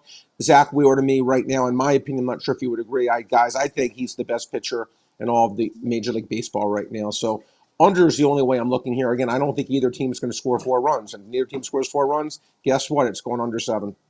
You talked about Wheeler. I've been following the Cy Young numbers all season long, and at one point, I think Ranger Suarez was like plus 2,500 or plus 2,000. Yeah. He went all the way up to the favorite at one point in recent weeks, but now he's back down. Still a reasonable number. If you were placing a Cy Young bet right now, what do you think the best value is out there? What would you place? I bet 2 guys. I bet Wheeler like when he was like 5-1, and I bet Glass now at like 9-1. Those are the only 2 guys I have like during the year. Suarez, look, what you have to understand is, John, and you get this, for a guy like that, right, who doesn't have the pedigree to be good for 32 starts, it's a lot to ask. Yeah. There's a reason that Ranger Suarez hasn't been the number 1 starters, because the number 1 starters usually give you those, you know, Clayton Kershaw every single start, more except the postseason, of course. But, you know, they're good almost every start. It's just that consistency that like someone like Zach Wheeler gives you is so hard to get. Look, Chris Sale's pitching great right now. I mean, I think he's the second choice. But I think Zach Wheeler's going to win it. I think Zach Wheeler's going to hit every metric you want. Today, the way they look at these things is not just win-loss record or ERA, but how many innings you go, how many strikeouts you get. He should get a lot of innings, and I think that his WAR will be very high. I think Zach Wheeler is going to win the award. That would be my guess. But again, is there a ton of value at this point, John? In reality, probably not. But I think he's the most likely winner. Hey, Brad, sticking with futures, I'm looking at BetParks now for National League champ. They still have the Dodgers favored plus 150, Phillies at plus 250. Are you surprised at that? No, because again, the Dodgers are they're just the name brand, so to speak. But listen, I mean, and also you got to factor in the Dodgers are pretty much 100% going to win the division. The Phillies are not. The Phillies are maybe, in my opinion, maybe call it 85% to win the division. The Dodgers for sure are going to get that bye, all right? And if the Phillies don't get a bye, if you have to win 3 rounds, not 2 rounds, to get to the World Series. That's such a huge difference. And look, if the Phillies play the Dodgers right now, I think the series price would probably be close to pick 'em. So I definitely, again, the Dodgers to me are right now the worst bet on the board. I'm no joke. I think that is the worst bet on the board. But right now, it's really hard in baseball to find any kind of real value in terms of taking a team to win the pennant or whatnot. I mean, the value was taking the Phillies earlier on in the year when they were getting like 8-1 to win the pennant, 18-1 to win the World Series, something like that. But now the value mostly has been sucked out, to be honest with you. Chris Sanchez, Brad. Oh, come on. But you talked about Ranger, and you're right. When he doesn't have, like, if he misses his spots, he's going to get hit, right? For Ranger, a lot of it's command. Zach Wheeler can make mistakes because he's got 4 pitches and he's got more velocity. Chris Sanchez has better stuff than Ranger Suarez. His velocity and his changeup, not taking anything away from Ranger. Is it worth a $5 bet for Chris Sanchez at plus $10,000 to win the Cy Young? I mean, look, I honestly, John, I can lie. I'd rather spend the money on the Nathan hot dog you're about to eat. It's just not going to happen. Again, doesn't mean he's not good. Again, here's the thing. Doesn't mean he's not good. Doesn't mean he's not having a great year. But again, only one person can win the award, right? So it's like by saying you don't think someone is a good bet, it doesn't mean it's not like making an all-star team where like 26 guys make it. One guy can win the award. So it's a really big ask to expect someone to actually just do it. You know, it's in my opinion too long of a sled there for him to get there, and I'm being honest. Well, Parks Casino is the perfect for after work get-togethers, date nights, or girls' night out. Is that where you go for your with the girls? I mean, the girls, yes. Absolutely. Good cover bands. Sip on tantalizing drinks, soak up those warmer weather, good vibes right now at Parks Casino. This is how you win. It's my casino of choice. They now offer an epic $5 happy hour with great food and drink every Wednesday through Sunday at the Liberty Bell Gastropub. $5 drafts of Ford Stout, Victory Seasonal, or Parks Pilsner. $5 glasses of Cabernet. Enjoy the drink of summer. $5 Twisted Tea, whiskey, Arnold Palmer's. And then, they got great food. $5 small plates, braised short ribs, hot honey chicken sliders, rotisserie chicken flatbreads. The epic $5 happy hour. It's happening right now. Parks Casino. Summer is here. All roads lead to Parks Casino, the #1 casino in Pennsylvania. If you like to game, 3,200 state-of-the-art slots, 115 live table games, beautiful poker room, which I played many times, plus a collection of incredible award-winning restaurants. And Joe Conklin, his comedy night on Thursdays, every Thursday. Best cover bands every weekend at 360 Lounge. You got to check it out. Tickets for all shows at parkscasino.com, but visit Parks Casino and go to parkscasino.com. Must be 21. Gambling problem. Call 1-800-GAMBLER. Parks Casino. This is how you win. In closing, Brad, what is the Brad the Brain way to eat a hot dog? If I handed you a hot dog right now and you could eat it any way that you want to as far as condiments and toppings, what would it be? Well, I'm actually going to give you something interesting. I don't, believe it or not, I don't love toppings on a hot dog. I just eat it, and I eat it fast. Like by the time, I'll put it this way, if I was at a baseball game with you, the hot dog would be done before one pitch. You don't dunk it in water, do you? You're not like Kobayashi. No, but I'm saying there's a pitch thrown. Okay, there's a pitch thrown. There's the 30-second pitch clock, whatever. My hot dog would 100% be done before the next pitch. I'd have to get. Did we lose him? Yeah, I think we lost him. All right. Well, Brad, thanks, Brad. We didn't even get a pick. So honestly, I could eat a hot dog I could eat one of these Nathan hot dogs without condiments. Do it. Because no bun, just in your hand. I don't want to do that. It does. It tastes good, but see, there's one way to eat a hot dog, right? And it's without complaining about people putting ketchup on a hot dog. That's the only way that I say to eat a hot dog. Put whatever the hell you want on it. But the people that are like, hey, were you 5 years old? How can you put ketchup on a hot dog? Because it's delicious, Andrew Frazier, right? Why wouldn't you want the deliciousness of ketchup mixed with relish and mustard, or just ketchup alone on a hot dog? Why are people so finicky about ketchup on a hot dog? What's wrong with you people? Where you at with this, VG? I mean, I don't hate the ketchup on it, but give me a hot dog. You gotta go I can't wait. Do a bunless one with some ketchup on it. You do the relish and the ketchup. It's just too much sweetness, too much sugar. Well, you're gonna eat a roll because I didn't get you a vegan hot dog, so whatever. What's the fiber on that? I better crack an Ollie Pop. Doesn't look like there's a lot of fiber in that roll. No, these are bleached, cheap Wegmans hot dog rolls. Let me get this Ollie Pop fiber. I do not. That's good. I do not. Now, I did not subscribe. If I'm doing hot dogs in volume, I don't get the expensive roll. Dave Dewar saying ketchup alone on a hot dog is for children. Right. I know. That's what I'm saying. Dude, look at this ketchup he got, guys. So I got the double because I'm taking organic? them home. No, it's not organic. It's the. Man, you putting pesticides in us now too? Hey. Oh, so you have to go organic food as well? You know how much an organic ketchup is? I just bought some yesterday. It's like $9 for a bottle. It's why I like a don't buy third of it. that size. Bro, like organic strawberries. Right now, this time of year, you can get strawberries for $4. I'm all right. I'll deal with the relish later. For like $4, you get a big thing of strawberries. The organic strawberries like $10. I know. I'm out. All right, let me try it. Happy 4th. Oh my God. Versace. Nice work, Good. Versace. Did you have one? Versace yesterday said he could eat 12 hot dogs. Well, go ahead. I have another pack of hot dogs in there. Let's see how many. We got dogs. Well, listen. In a minute? I'm not an employee here, so I don't want to. 10 minutes? This is an entertainment can't. show. We don't have 10 minutes for a bit. Come on. A minute or two. You got 10 seconds. No. son. Well, I mean, how long do we have an You hour? just want to have them sit behind us? How many hot For dogs 10 can minutes. Versace eat in an hour? All right. You just sit behind us and Go eat. do it. You just Just start pull a right stool here. up and like Yeah, we'll pull a count. stool and just eat hot dogs over an hour. Now listen, Cal will have to count for us. Andrew, you're. I guess you're technically in management here, right? Like this could be a liability issue. We have to make sure he doesn't choke on a hot dog. That's all right. I know how Ask to. his I know dad. how to Get do. Brad back on the phone. yeah, Ask this his guy. dad. Yeah, I Only got gets the parental CPR. permission.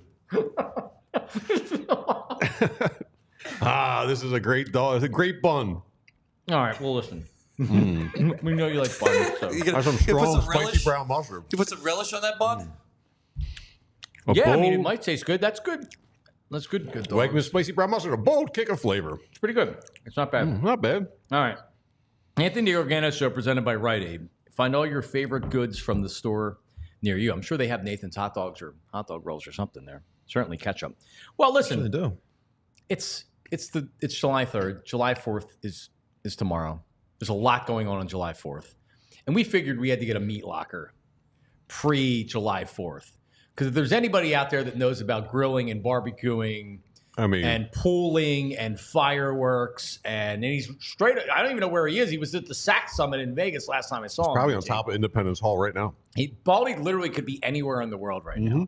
As we go to the Meat Locker and Brian Baldinger, Meat Locker brought to you by Butcher Box, and Baldy joins us right now. What's up, Baldy?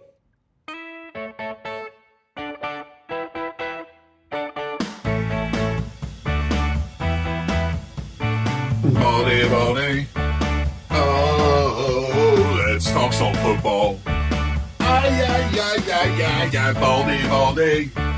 Oh, he likes pizza and football. Oh, Baldy. Yeah, that that Piazza picture with no screen. We having technical difficulties. Are you there, Baldy? Yeah, I'm here. We don't see you on screen. All right, let me see what's going on here. I didn't miss your intro this time. The picture of Piazza and Baldy, and that's mullet era. That was a late addition to the intro. Oh man, I saw that recently in the last couple of weeks. Baldy, like you never know what you're gonna get from Baldy. He told a Willie Mays story a couple weeks ago where I'm like, I've known Baldy a long time, but I've never heard that story. Incredible. But we'll try to get Baldy up on the screen in the Meat Locker. But Well, I'm taking Yeah, my I don't first know what's one. going on here, guys. I mean, I hear you, Johnny. Good to hear you. We Good can to hear you. see you. We can hear I you. guess you can hear me. You can't see me. I don't know what's going on. well, Let me listen. I'll tell you what I'm going to do. Yeah. You keep eating your hot dog, John. I'm going to get out and get back in. There's no reason why this thing isn't working, but maybe if Okay. I get out and get back in, it'll work. That sounds like a good plan. So we'll Yeah, talk to you we'll be coming right up in a back. second. Because you're right, I'm hungry. I just took a bite of mine. It's fantastic. Good job, Versace. So you're a straight mustard guy. Yeah, mustard. I like the relish. I just don't. I don't feel like dealing with it. And there's no spoon, so you'd be pouring it on top. Mm-hmm. And it's it's easy to put mustard or ketchup on it. But Like very, the onions. very good hot dog. Cuz talked me into the jalapenos. Underrated. On So the some of the hot dog. designer dogs, when you go to the different ballparks, like what is it? The Atlanta dog does it have coleslaw on it? One of the hot dogs has coleslaw on it. It's actually really good. I've had the jalapeno one, which is you need a bigger hot dog. You know what I mean? Because there's like more to the sandwich. So for the most part, I don't like we'll go back to 7-Eleven. I don't like those. They used to have those huge like 1 pound hot dogs. I don't friggin' need a 1 pound hot dog. A foot long hot dog. In Colombia, we put like 4 different sauces and then we crumble up some potato chips and throw it on top of the hot dog. Really? It's so good, John. I could do a potato chip. Yeah, it's so good. It's like 4 different types of sauces, a potato chip on top. And it's great because it adds that crunch to the hot dog. Potato chip adds great texture and taste to sandwiches and hot dogs, burgers. Isn't a potato chip universally? You look at a French fry, right? It's hard to mess up a French fry. Like French fries are good pretty much wherever you go. Pizza, like, all right, maybe if you're a bougie pizza guy like VG probably is or Anthony is. But for the most part, you can get a decent slice of pizza no matter where you are. Yeah, right? For the most part. Yeah. Hard screwed up. Cheese sauce bread. When we were in elementary school, the bagel pizza. That was great. It's high drama here. Cooking these hot dogs to see if Versace can eat 10 It's in like an the hour. bear out there. And then you have the Chicago style dog. Since the Phillies are playing in Chicago, let me say this about Chicago. And I know our own Jamie Lynch is out there. Chicago is one of the great cities in the country, a great food city. You talk about, if you watch the show The Bears, the Chicago beef, the beef's that's real. I want to try that so bad. The hot dogs are unbelievable. Deep dish pizza, which is a lot different. Like you need a fork and knife for that? You need a fork and knife, and don't expect to eat 4 slices. Like if you give me a pizza, I'm eating 4 slices minimum, and I'm hungry. The deep dish doesn't sit the same way. It's more like a meal than eating pizza. You eat 4 slices? Well, I mean, if I'm diabetic, so it's hard for me to eat as much pizza. But if I was hungry, I would eat 6 slices. Wow. I get a whole pie myself, easily. Yeah. What? Yeah, Easily. I can eat a pie. So tonight, you and your lady are hanging out ordering pizza. You get 2 pizzas, so you can have a whole pie? Tonight we're meeting with people, so I'll be But an if it's adult. just you two, If it's just you me have a and whole us- pie in front of her? No, I'll do like 4, 5 All slices. right. It doesn't mean that you I have can to do eat it. a pie Yeah. every time. I can do it. I'm not going to, though. All right. Easily can do it. Wow. Yeah, guys haven't seen me eat. I can eat. You get the right mix of gummy or beer or something like that. The PEDs, man. Gets it going a little bit. So, You got Baldy back? so is Baldy back? We don't have to redo the intro, but Brian Baldinger, there he is. There's Baldy. All right, so you have the Sack Summit hat on, and I saw you have your Instagram's awesome because you are everywhere and doing everything. So it's fun to follow the travel dog when he's doing it. So I see this video. I'm like, hold on, is that Von Miller? You and Von Miller, you're showing hand techniques on what to do to a defensive lineman. So tell us about the Sack Summit. This is like the tight. I guess what the tight end started is what they're doing with defensive linemen. It was in Las Vegas. Tell us all about it. Yeah, actually, Vaughn started it 7 years ago, John. It's now called it used to be a pass rush academy, but it's now the Sack Summit. We had 60 guys from around the league. It was pretty cool. Vaughn, Cam Jordan, Max Crosby, Brian Burns, Matt Judon. It was well attended. And then we also had 16 rookies. Guys like Latu, was there, Darius Robinson, Braden Fisk. So it was really kind of the very, very young and just the guys starting. And then it was, some of these veteran guys. And it's really, it's in Vegas, which is great. Guys get out, got to have a lot of fun here. But, we're out there on the field for probably 4 or 5 hours. A bunch of college coaches, NFL coaches are out there working on drills with these guys, for quite a while. And then, but it's 110 degrees out there. So we kind of cut that a little short. And then we just started breaking up. And guys just started, talking techniques. Max was talking about some of the things he does. And then we took a break and we went inside and I put film, Baldy's breakdowns on every single player that was there. So we kind of put Vaughn up there. We put Max up there, in front of the room, let them talk through some of the things that they do, some of the things they see and why they did certain things. And it was really good. I mean, a guy like Cam Jordan, his 14th year, is listening to Kalijah Cansey, who was a rookie last year, do this cross-chop move against the Lions in a playoff game for a sack. And Cam Jordan is like, hey, Kalijah, you did that on your second step. I usually do it on my third step. He goes, yeah, I'd like to get into it quicker. And Cam's like, I'm going to steal that. I'm going to steal that. I'm going to get that. I'm going to get to my cross chop on my second step. And so it's just a way to a transfer of ideas, talk things through. For example, like we all know, our Lane Johnson loves to get to a fast start on his pass sets. So Von Miller's saying, like, if you play Lane Johnson and you're looking at the ball, you're going to be late because he's beating the snap. And, you know, the rules allow for it, so it's legal. But Von's like, you can't look at the ball against Lane Johnson. You're never going to beat him. And so it's just like the little things. Everybody's looking for an edge. It's kind of cool. I learned a lot. I think everybody that was there learned a lot. And we'll have the offensive line masterminds next week in Frisco, and I'll be down there for that. But I think these little think tanks amongst position groups are only going to kind of grow and grow, you know, as years go on. It's so cool. I mean, the evolution of the position as an edge rusher or a defensive end. I mean, you played against the likes of Lawrence Taylor, Reggie White. You were teammates with there later on. You know, and they were like Reggie White was a big defensive end. You like defensive ends now are 240, 250 edge rushers or whatever. But the evolution of the position, man, like there are so many great edge rushers and sack specialists out there where it's been fun to kind of watch the position grow over the years. Yeah, John, you're totally right. And, you know, Lane, I talk to Lane about it all the time. If you're a right tackle in this league, it used to be you paid the left tackles because they had to deal with Lawrence Taylor and these guys. Now, if you're a right tackle, you're dealing with Von Miller, Max Crosby, TJ Watt. I mean, you know, like you're seeing the best of the best on the right side. Because everybody now, I mean, the Giants just paid Brian Burns, so Kayvon Thibodeau, Brian Burns. I mean, I don't care if you're, you know, Mulatto or if you're Lane, you're going to see an elite guy coming off the edge right now. And so what teams are doing, John, is, you know, the Eagles are amongst the teams that are doing it right, but they're putting the resources in their defensive line.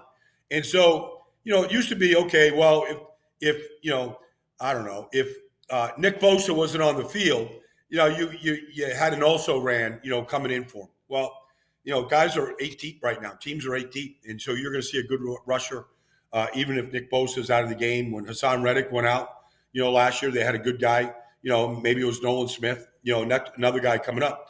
So that's that. But, yeah, the whole cat and mouse chess match between tackle, edge rusher, guard, interior pass rusher, it's all changing because the techniques are changing, the body shapes are changing.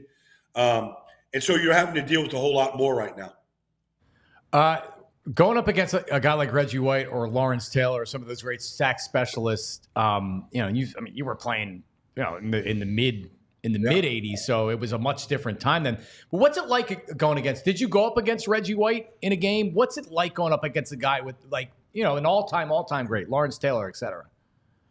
Well, I mean, look, the first time I really had to deal with Reggie, I was playing with the Indianapolis Colts, and I was the right guard for the Colts, and we came to the vet, and Reggie either lined up at left defensive end, or if they were in a Bear defense, he lined up over the center. That's the only 2 places Reggie White lined up.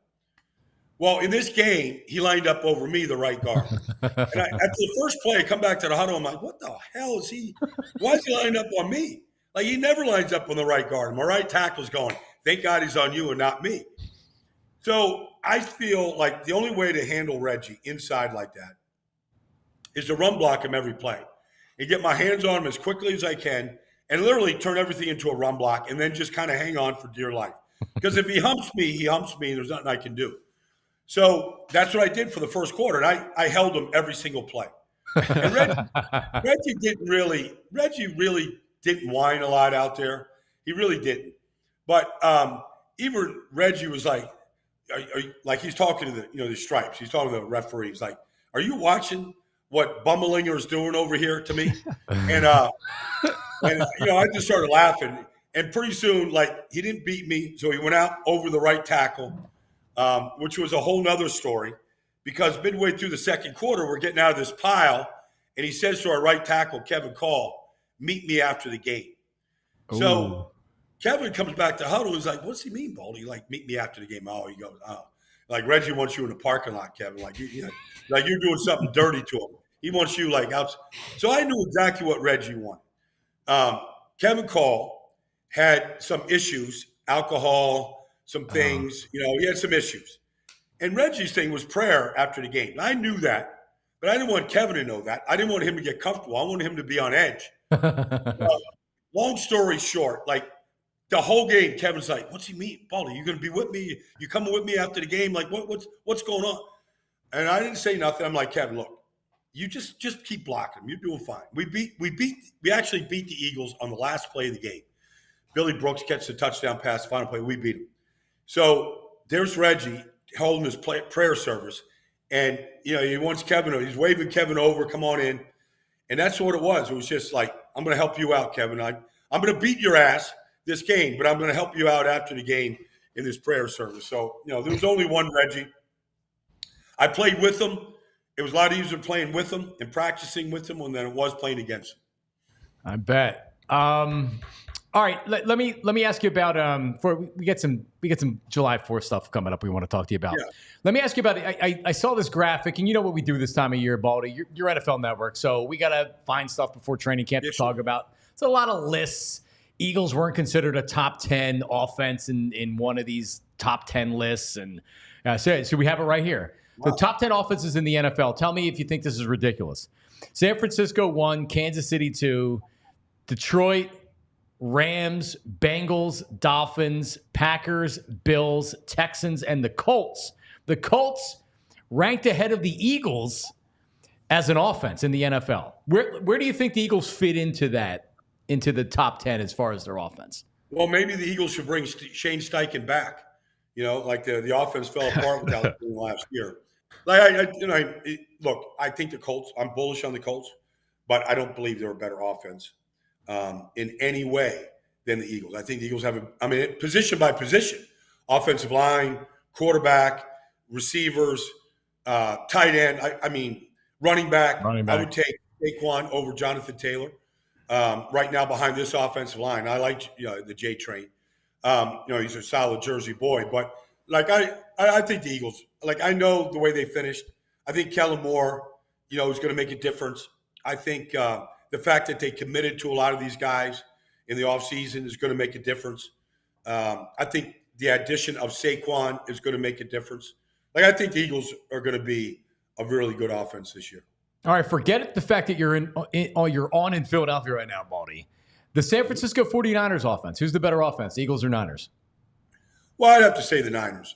Look, Brock Purdy he's been the best quarterback in the league since the day he started, midway through his rookie year. He's the highest rated quarterback. In every single category, whether it's yards per attempt, whether it's, interception ratio, you name it, the guy's been a stud. So, and they've got basically, to me, I don't know how Christian McCaffrey wasn't the MVP last year. He was the MVP of this league. So you've got an MVP running back. Everybody is, whether it's Nick Chubb, Saquon, they all want to be Christian McCaffrey. Well, that's McCaffrey, with an elite play caller, in Shanahan. So I would take the 49ers right now. Brock Purdy, people still don't want to give him credit, Baldy. Brock Purdy. For whatever reason, they don't want to. It's interesting, John. I remember Brock Purdy's first game as an NFL player was against the Dolphins. Came off the bench. Garoppolo got hurt. Dan Marino was on the sideline. He wears number 13 in honor of Dan Marino. He goes out there and he looks like Dan Marino right away. So the next week they play Tampa at home, and I'm doing the game. So I see all the guys. I see Debo, I see McCaffrey, I see Kittle, and I say, what did we see last week? Is this who he is? He goes, just wait and see. Well, this is what he was like in training camp. This is what he was like every day in practice against our defense. They all swore by him. They all swore that this kid, and they weren't just being good teammates. They literally said, this kid is going to be special. The guy is unbelievable. He sees the field as well as anybody in this business right now, and he has magical touch because they love to attack the middle of the field. Right. If any Eagle fan remembers the 49ers scoring on 6 straight drives, touchdowns in 6 straight drives in that blowout win, they attack the middle of the field. And those are difficult throws. Those are layered throws, over linebackers, over underneath defenders, in front of safeties. He does it as well as anybody. Hey, Baldy, first of all, your shirt's getting some love in the chat room. They say it looks like a fresh, brand new white one you got on today. And are you bullish on the Bills? The Bills were ranked in that top 10 offense thing by NFL.com pretty high. And I'm looking on Bet Parks. They have like the 6th best odds to win the Super Bowl. And they lost a lot on offense, it felt like. Are you surprised at the love? Are you bullish on the Bills? I think you have to be. Just because of the talent of Josh Allen. The talent is real. The guy accounted for 51 touchdowns last year. Between running and throwing. 51 touchdowns, counting the playoffs.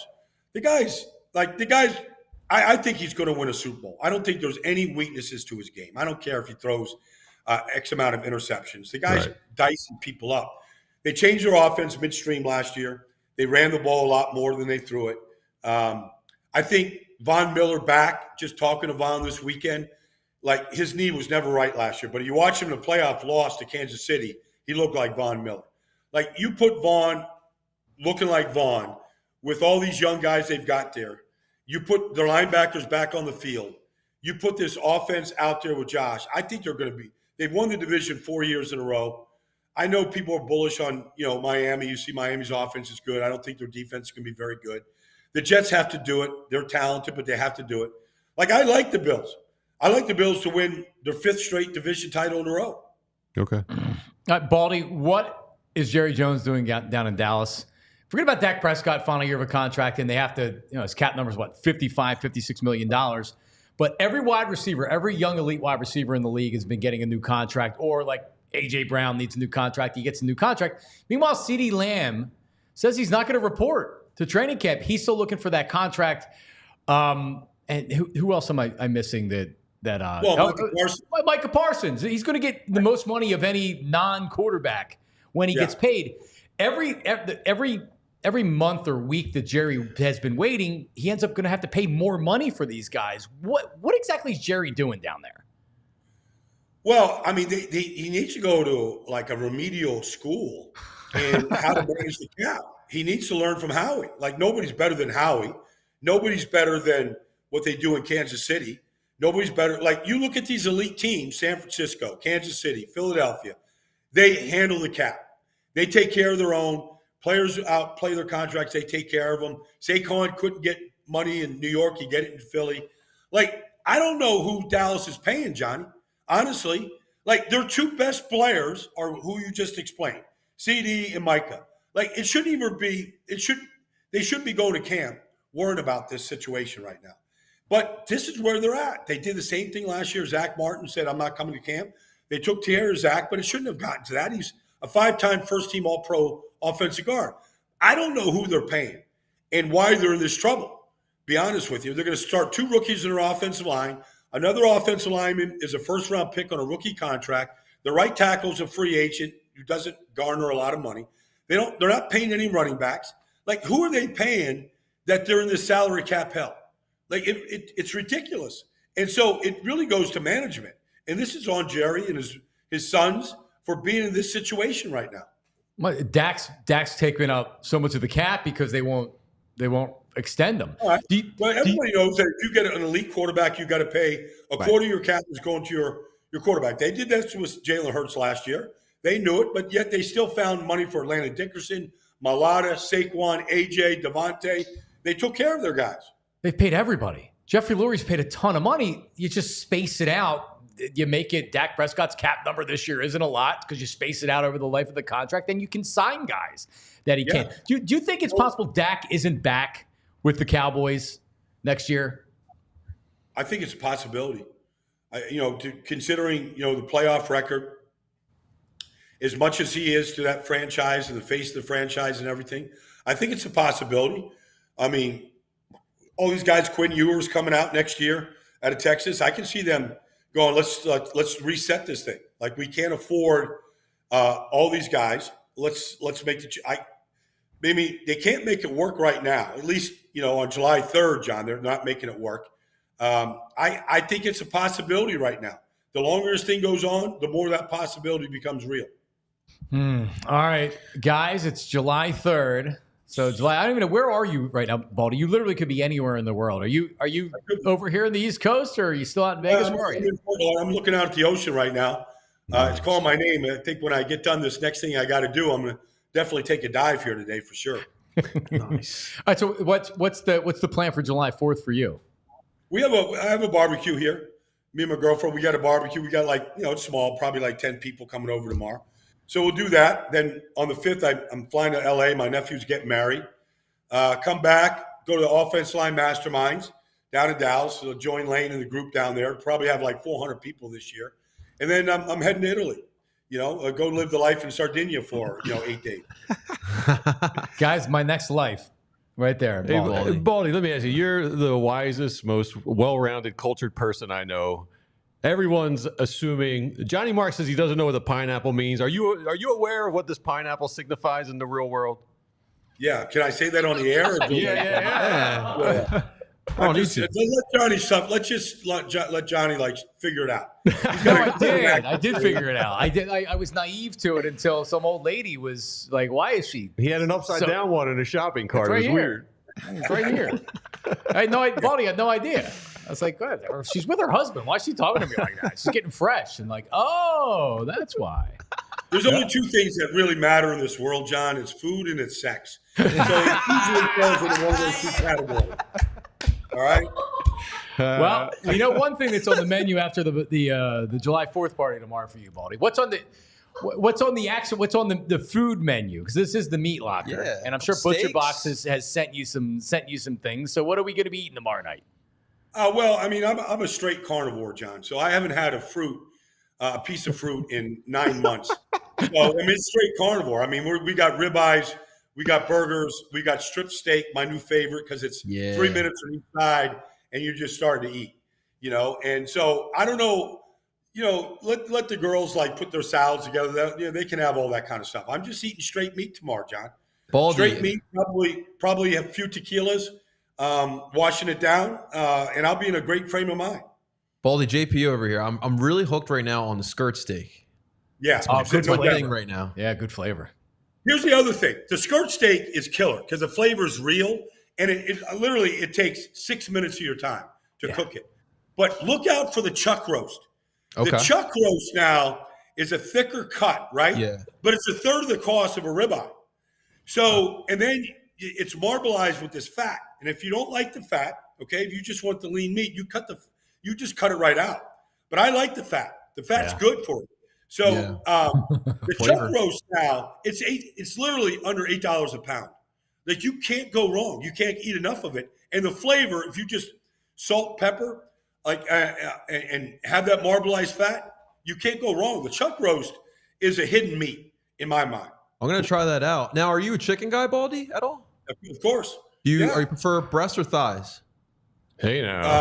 I'm all breast. Wow, chicken, wow. Give me all the breast you can get, man. I just like biting into that and just getting a good chunk, Well, we know in the past you're a butts guy. Any smoked butts tomorrow?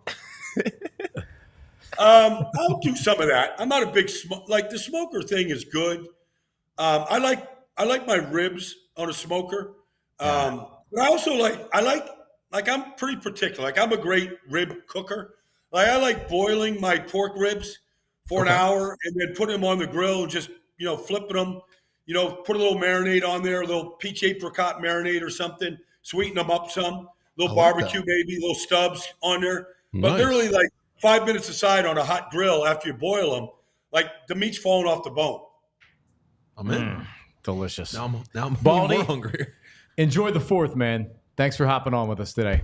Yeah, my pleasure, Johnny. Good seeing you, buddy. Good seeing you, buddy. There he is. Brian Baldinger in the Meat Locker, sponsored by Butcher Box. Yeah, the skirt steak. The first time I remember JP having a skirt steak was at Cuba Libre here in the city. There you go. It was, I mean, it was just delicious, and it was some type of the skirt steak itself. It's a little bit, I don't want to say gamey, but if you're looking for a filet taste, it's not not it. It has a little bit of a different flavor, but it's delicious. Great flavor. I make the homemade chimichurri for my that's what you need Argentinians out there. That's what you need on it. That's great. Love that stuff. All right. Well, there you go. There we go. Our meat I know you have a nice piece of tofu with the chimichurri on it. Or I don't know, you eat throw some salmon on the grill. Okay. I do like the fish in general. Yeah. Raw. I like sushi. I love sushi. Yeah. I don't like cooked. Whatever. All right. So we got. After we do these reads, we're gonna have Versace eat some hot dogs during the clubhouse. Yes. Is he ready to go? You got them ready to go, Versace? Yeah. Yes. All right. Well, let's throw it to JP right Yeah. now, JP. Bear with, let's talk about a couple things here. Let's first talk about our finances here, ladies and gentlemen, with our friends over at TrueMark Financial. Guys, listen, it's 2024. We're not only looking at our health, but we're also looking at our financial health as well. Obviously, we all know about this inflation rate that we're living in, interest rate, everything's going up. Everything's going a little crazy. And budgeting money is extremely important, not only for yourself, but for your entire family. And that's why we're considering TrueMark Financial. Budget for kids, sports activities with TrueMark Financial's money management tool in their online banking mobile app. Managing finances includes budgeting for kids' sports league. Create a separate budget category for sports expenses to track costs effectively. Involve kids in budget discussions to teach financial responsibility. Guys, this is important for the young ones. Never too early to start that conversation with them about financial responsibility. Going on a group trip for away games. It's still easy to keep track of your spending with mobile banking. Mobile banking apps offer convenience for managing finances on the go and has the best feature of all. You can lock your card through the app if you happen to lose it or you think you lost it. It's always helpful to just hit that button and then it's locked and you don't have to worry about it. Maybe you'll find it. That's the best part about it. Preserve your savings and get access to funds as needed for big renovations, education, expenses, or emergencies. TrueMark Financial is federally insured by the NCUA and is an equal opportunity lender. For more information, you have one or two options. You can either go to truemark.com/PHLY, or the best part about TrueMark Financial, they're headquartered actually locally here in Fort Washington. They have 24 branches in the area as well. If you're a little more old school like myself, you can walk into one of these branches and you can talk to one of the many wonderful employees that they have there, and they can give you some more information about getting your credit union career started here today. So again, that's truemark.com/PHLY, or head into one of your branches. And thank you to our friends over at TrueMark Financial. And while we're at it, guys, let's talk real quick about Rite Aid, because guys, it is 4th of July weekend. We're all excited. We're all having our hot dogs. We're talking about the barbecues this weekend. But for whatever you may need, whether it be medication, equipment for your grills, or whatever dinners you may be having, consider Rite Aid and their pharmacy services. With a My Pharmacy account at Rite Aid, you can refill your prescriptions, schedule a vaccine, get personalized care recommendations, sign up for prescription notifications. All you need to get started is a prescription at Rite Aid. Get started at riteaid.com/mypharmacy. Stop stressing about your prescriptions, guys. Let Rite Aid refill them automatically. Enroll in automated courtesy refills. It's free, easy, and most prescriptions qualify. Talk with your Rite Aid pharmacist or sign up through my pharmacy account at riteaid.com, and restrictions do apply. Get prescriptions at the same time with one-trip refills. Ask your pharmacist to sync your medications so you can pick them up with just one visit, guys. You can sync with other family members as well. Just ask your local Rite Aid pharmacist to get started here today. And again, restrictions do apply. Manage prescriptions with the Rite Aid mobile app. Transfer or refill your prescriptions. Set up medication reminders. Enroll in prescription notifications. All you have to do, it's very simple. Download the app for free. If you have an Apple, the App Store. If you have an Android, go on the Google Play Store, and you can download it here today and get started as well. Transfer your prescriptions to Rite Aid today. Just go to riteaid.com/transfer. Rite Aid caring pharmacists are ready to answer your questions, and help you stay healthy. Get your prescriptions along with anything at Rite Aid you may need, including over-the-counter medications, household products, cosmetics, and much, much more. Just ask your pharmacy team for details. And again, remember that restrictions do apply. Now, ladies and gentlemen, it is 10:33 in the morning here on the Anthony Gargano Show. We want to take a quick second to thanking everybody for tuning on in. If you're enjoying today's content, do us a solid. Hit that like button. And as well, hit the subscribe button so you can watch not only this show, but all the great shows that we have here at PHLY Sports. And you can also hit that bell button. That'll let you know exactly when all the shows are live. We're also available on podcast streaming sites, Apple, Google, Spotify, you name it. You can find it under the Anthony Gargano Show. We would appreciate if you subscribe and also leave a little rating. We really would appreciate that. And then here's on the docket for the PHLY Sports schedule. Following us at 11 a.m., PHLY Phillies will break down Game 1 between the Phillies and the Cubs. Look at tonight's matchup. Have you guys seen it? Wheeler and Imanga? Oh, yep. I cannot wait for that one. I'm sure they'll be talking about that one. At 12 p.m., we got PHLY Eagles. At 2:30, the free agency frenzy continues. First with the Sixers. PHLY Sixers will be going live at that point. At 4 p.m., let's not forget about the Flyers. They're in free agency period too. That starts at 4 p.m. here tonight. And again, guys, you also want to make sure you're becoming a diehard, guys. This is an exclusive for our all Philly sports fans. We have exclusive content from all of our beat writers for all the diehards. You also get access to the Discord chats. Great community that we got going on there. Some great discussions are happening right now. And of course, you get the discounts on merchandise, ladies and gentlemen. We just dropped our Mitch Kovmania t-shirt. We have the Maximus t-shirt going on right now. You always see me rock. I got the PHLY hoodie, which, by the way, is very cozy, comfy, because we do like to keep our office here a tad bit cold. So I got to make sure I'm nice and cozy and warm here. So that's what we got going on here at PHLY Sports. Thank you so much for everyone tuning on in. And I'll take it back to you, Johnny. Thank you, JP. Oh, now, is Versace, is he eating the hot dogs? Can we coordinate this? The clubhouse is starting in a second, so he can start to eat them. What exactly? So what is how many hot dogs can he eat between now and the end of the show, 11 o'clock? I guess so. He said 10. Yeah. What do you got? How many you got there, Versace? Are you eating them with the bun or just like that? Do we have more buns? If you want to eat them just like that, how many do you have there? All right, well, you can start now. He's just. Oh my God! He is eating like. My man's just shoving glizzies. Oh my God! All right. More Clubhouse coming up in a second. But listen, Parks Casino. Listen, if you want a night out, you want happy hour, want to go to a show, a band, a comedian, Parks Casino. This is how you win: tantalizing drinks, right? Delicious food, $5 draft, Forge Stout, Victory Seasonal, or Parks Pilsner. $5 glasses of Cabernet, the drink of summer, $5 twisted tea, frozen whiskey, Arnold Palmer's. He's already eaten 3 hot dogs. $5 small plates of braised short ribs, sliders, hot honey chicken sliders, rotisserie chicken flatbreads, the all-new Parks Casino Epic $5 happy hour happening right now. And by the way, there's nothing better than happy hour. Happy hour food's good. It's a little bit less expensive. The drinks are good. There's normally a lot of people that are there. And check it out. We're in summer. All loads lead to Parks Casino, #1 casino in Pennsylvania. 3,200 state-of-the-art slots, 115 live table games. The poker room's incredible. And then award-winning restaurants. And Joe Conklin's there every Thursday night with a different headliner, best cover bands. Every weekend. Is LeCompte. Does LeCompte play at Parks Casino? Are you a LeCompte fan there, VG? Maybe. I am a LeCompte fan. I from back in the day at the Velvet Lounge up in Morrell Park in Frankfurt Ave in the 80s, late 80s, early 90s. Yeah, LeCompte's a great guy. Cover bands were amazing. Headliners every weekend at their 1,500-seat Excite Center at Parks Casino. Tickets for all shows, parkscasino.com. Visit parkscasino.com. Must be 21. Gambling problem, 1-800-GAMBLER. Parks Casino. This is how you win. All right, there we go. We're officially in the clubhouse. We're in the clubhouse. Versace's got 4 down already. Wow. Versace, you look like you're 13 years old back there, buddy. Versace.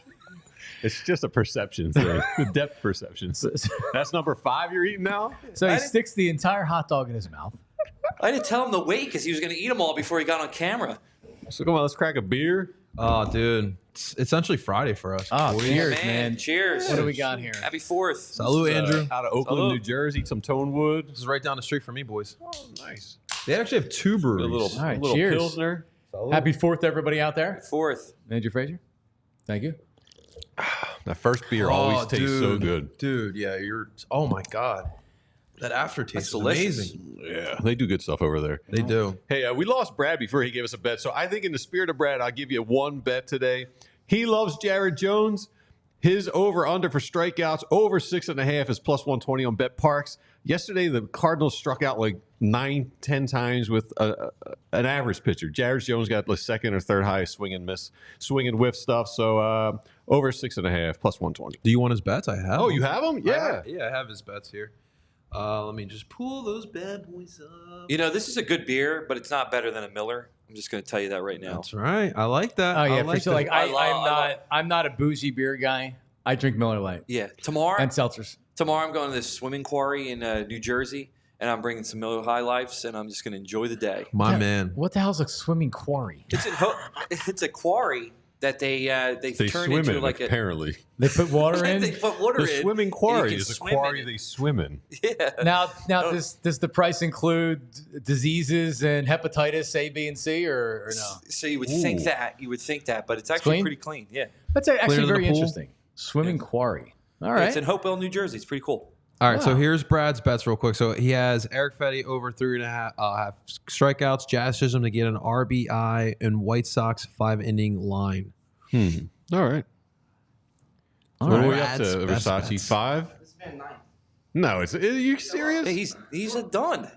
I was trying to tell him to stop. God, you're like your father there with eating. Man, you're gonna be. I hope you're all right. You're gonna be in trouble. I know you're going to the shore. You're driving down the shore after this. Well, we do have a window in our men's bathroom, so Yeah. I made a commitment. All right. Yeah. Well, listen, Like 10 dude, and like 20 minutes. you just 10 in like 20 minutes. you just gotta wait. You gotta wait till the Farley Service Plaza because that's the first real bathroom that'll be there. So Hey, speaking of bathrooms, I have a question. I was in a pub last night. Bathroom was a little backed up during Quizzo. When you're finishing up at the urinal, are you a finished flusher or a wrapping up flusher? Do you wait till you're completely done at the urinal and flush, or as it's winding down, do you flush? depends. I feel like after a couple drinks, I do the as I'm peeing, I flush. you do, and then you head out. I'm a winding down, I realized. The guy next to me was like, boom, flushed and rolled. Does the winding down help you finish the stream? Is that the strategy behind it? Or is it just what you do? I feel like it started at like stadiums where there's a line behind you to give the person hope. Like, all right, I'm finishing It's up coming. because you feel the pressure of their eyeballs. Like, when's it happening? So I flush maybe, and I think I've just turned that into my thing now. I've never thought about it, but I finish and flush. You're a why we have finished to flush. flusher. Yeah. That's why we have VG, because he thinks about these things that we never think But there's about. also Yeah. the pre-flush. Like before you go, you walk up and you hit it just to make Oh, sure if that it's the urinal's clean. Yeah, if it's all funky looking in there, you got to pre-flush to make sure nothing splashes on Oh, you. I just go. More urinal talk. The guy that drops the gum in the urinal that's then caught either by the dude. strainer or there's no strainer at all. What is wrong with you? Hate that guy. Somebody has to go in and take that gum out. It doesn't just flush and you don't have to deal with it, right? There's that. But also the urinal that has the pool, it never actually flushes. So it always Yes. has a pool of water. So there's always like a pool of Yes. urine/water that's in there. And there's always water underneath Oh, it, and you got to God. step on it. You guys ever piss in a trough? Hey, Yes. hey, pee in a trough. At Beaver Stadium up at Penn State. I don't know if they still have it, but I remember the trough. I think Wrigley has troughs. Carrier too. Dome used to have the trough. Yeah. I'm used to it because in Columbia there's a lot of troughs. But when I went to Atlanta, there was a brewery, like a modern brewery that had them in there. I was like, wow, really? We still have troughs in America? Okay. I'd go pee used on to the this? streets before I'd pee on a trough next day. So at our swimming pool, we have it's not an expensive swimming club, but 9 Oaks up by where I live in. It's a little step up from a quarry. It's quarry like. No, but man. the bathrooms haven't been renovated since 1975, right? Oh, so sick. you go into where the urinals are, and when I tell you you're making leg contact if there's 2 urinals in a space for 1 urinal. Yeah. If anybody was to come up next to me when I was taking a leak, I would leave in midstream. Hate those, man. Because you literally are like leg contact. You have no idea. I got to take man. a picture of it and Instagram it That out. is terrible. But I can't do it. I was going to ask you guys, how do you feel about the open air urinal without the divider? Out. I prefer the divider, obviously. Why not just get nude with everybody and like pee all over the wall? well, you guys know what I grew mean? up with showering in high school after gym We class. did. Well, I didn't do it, but They wouldn't make you do it? they'd be like, "All right, guys, hit the showers," and we're like, "We just played kickball. Why are we going to take a shower in gym?" But you're right. The old school PE teachers used to be like, "All right, there's no doors or anything." Did you take a shower after gym class? Nobody did. I mean, usually, I think gym class coincided. I was always either basketball practice or football practice afterwards, so I wasn't taking 2 showers. I would just wait till after practice and then shower. So We had the option in my high school. yeah, we had If the option. but- you didn't have to, but if you wanted to, there were showers that you could use. Definitely smart option, but just I know like me as a teenager, like I'd showering with a bunch of dudes in the open air. But all right, like VG just said, if you just play football and you're out. muddy and like you need to take a shower, I don't need to take a shower after I just After playing kickball? Yeah, did gym class. I don't know, John. Those kickball games get pretty intense, man. All right, so listen, before we should address the pineapple thing before we let's move do on it. to VG's just nugs. in case someone doesn't know. Yeah, so it's supposed to signify you're a swinger if you wear an upside down pineapple. What is a swinger for those listening who don't know? They like group activity. amongst other people, Amongst consenting adults. right? Consenting adults, and I have nothing privacy against of their own home. Nothing against it at all.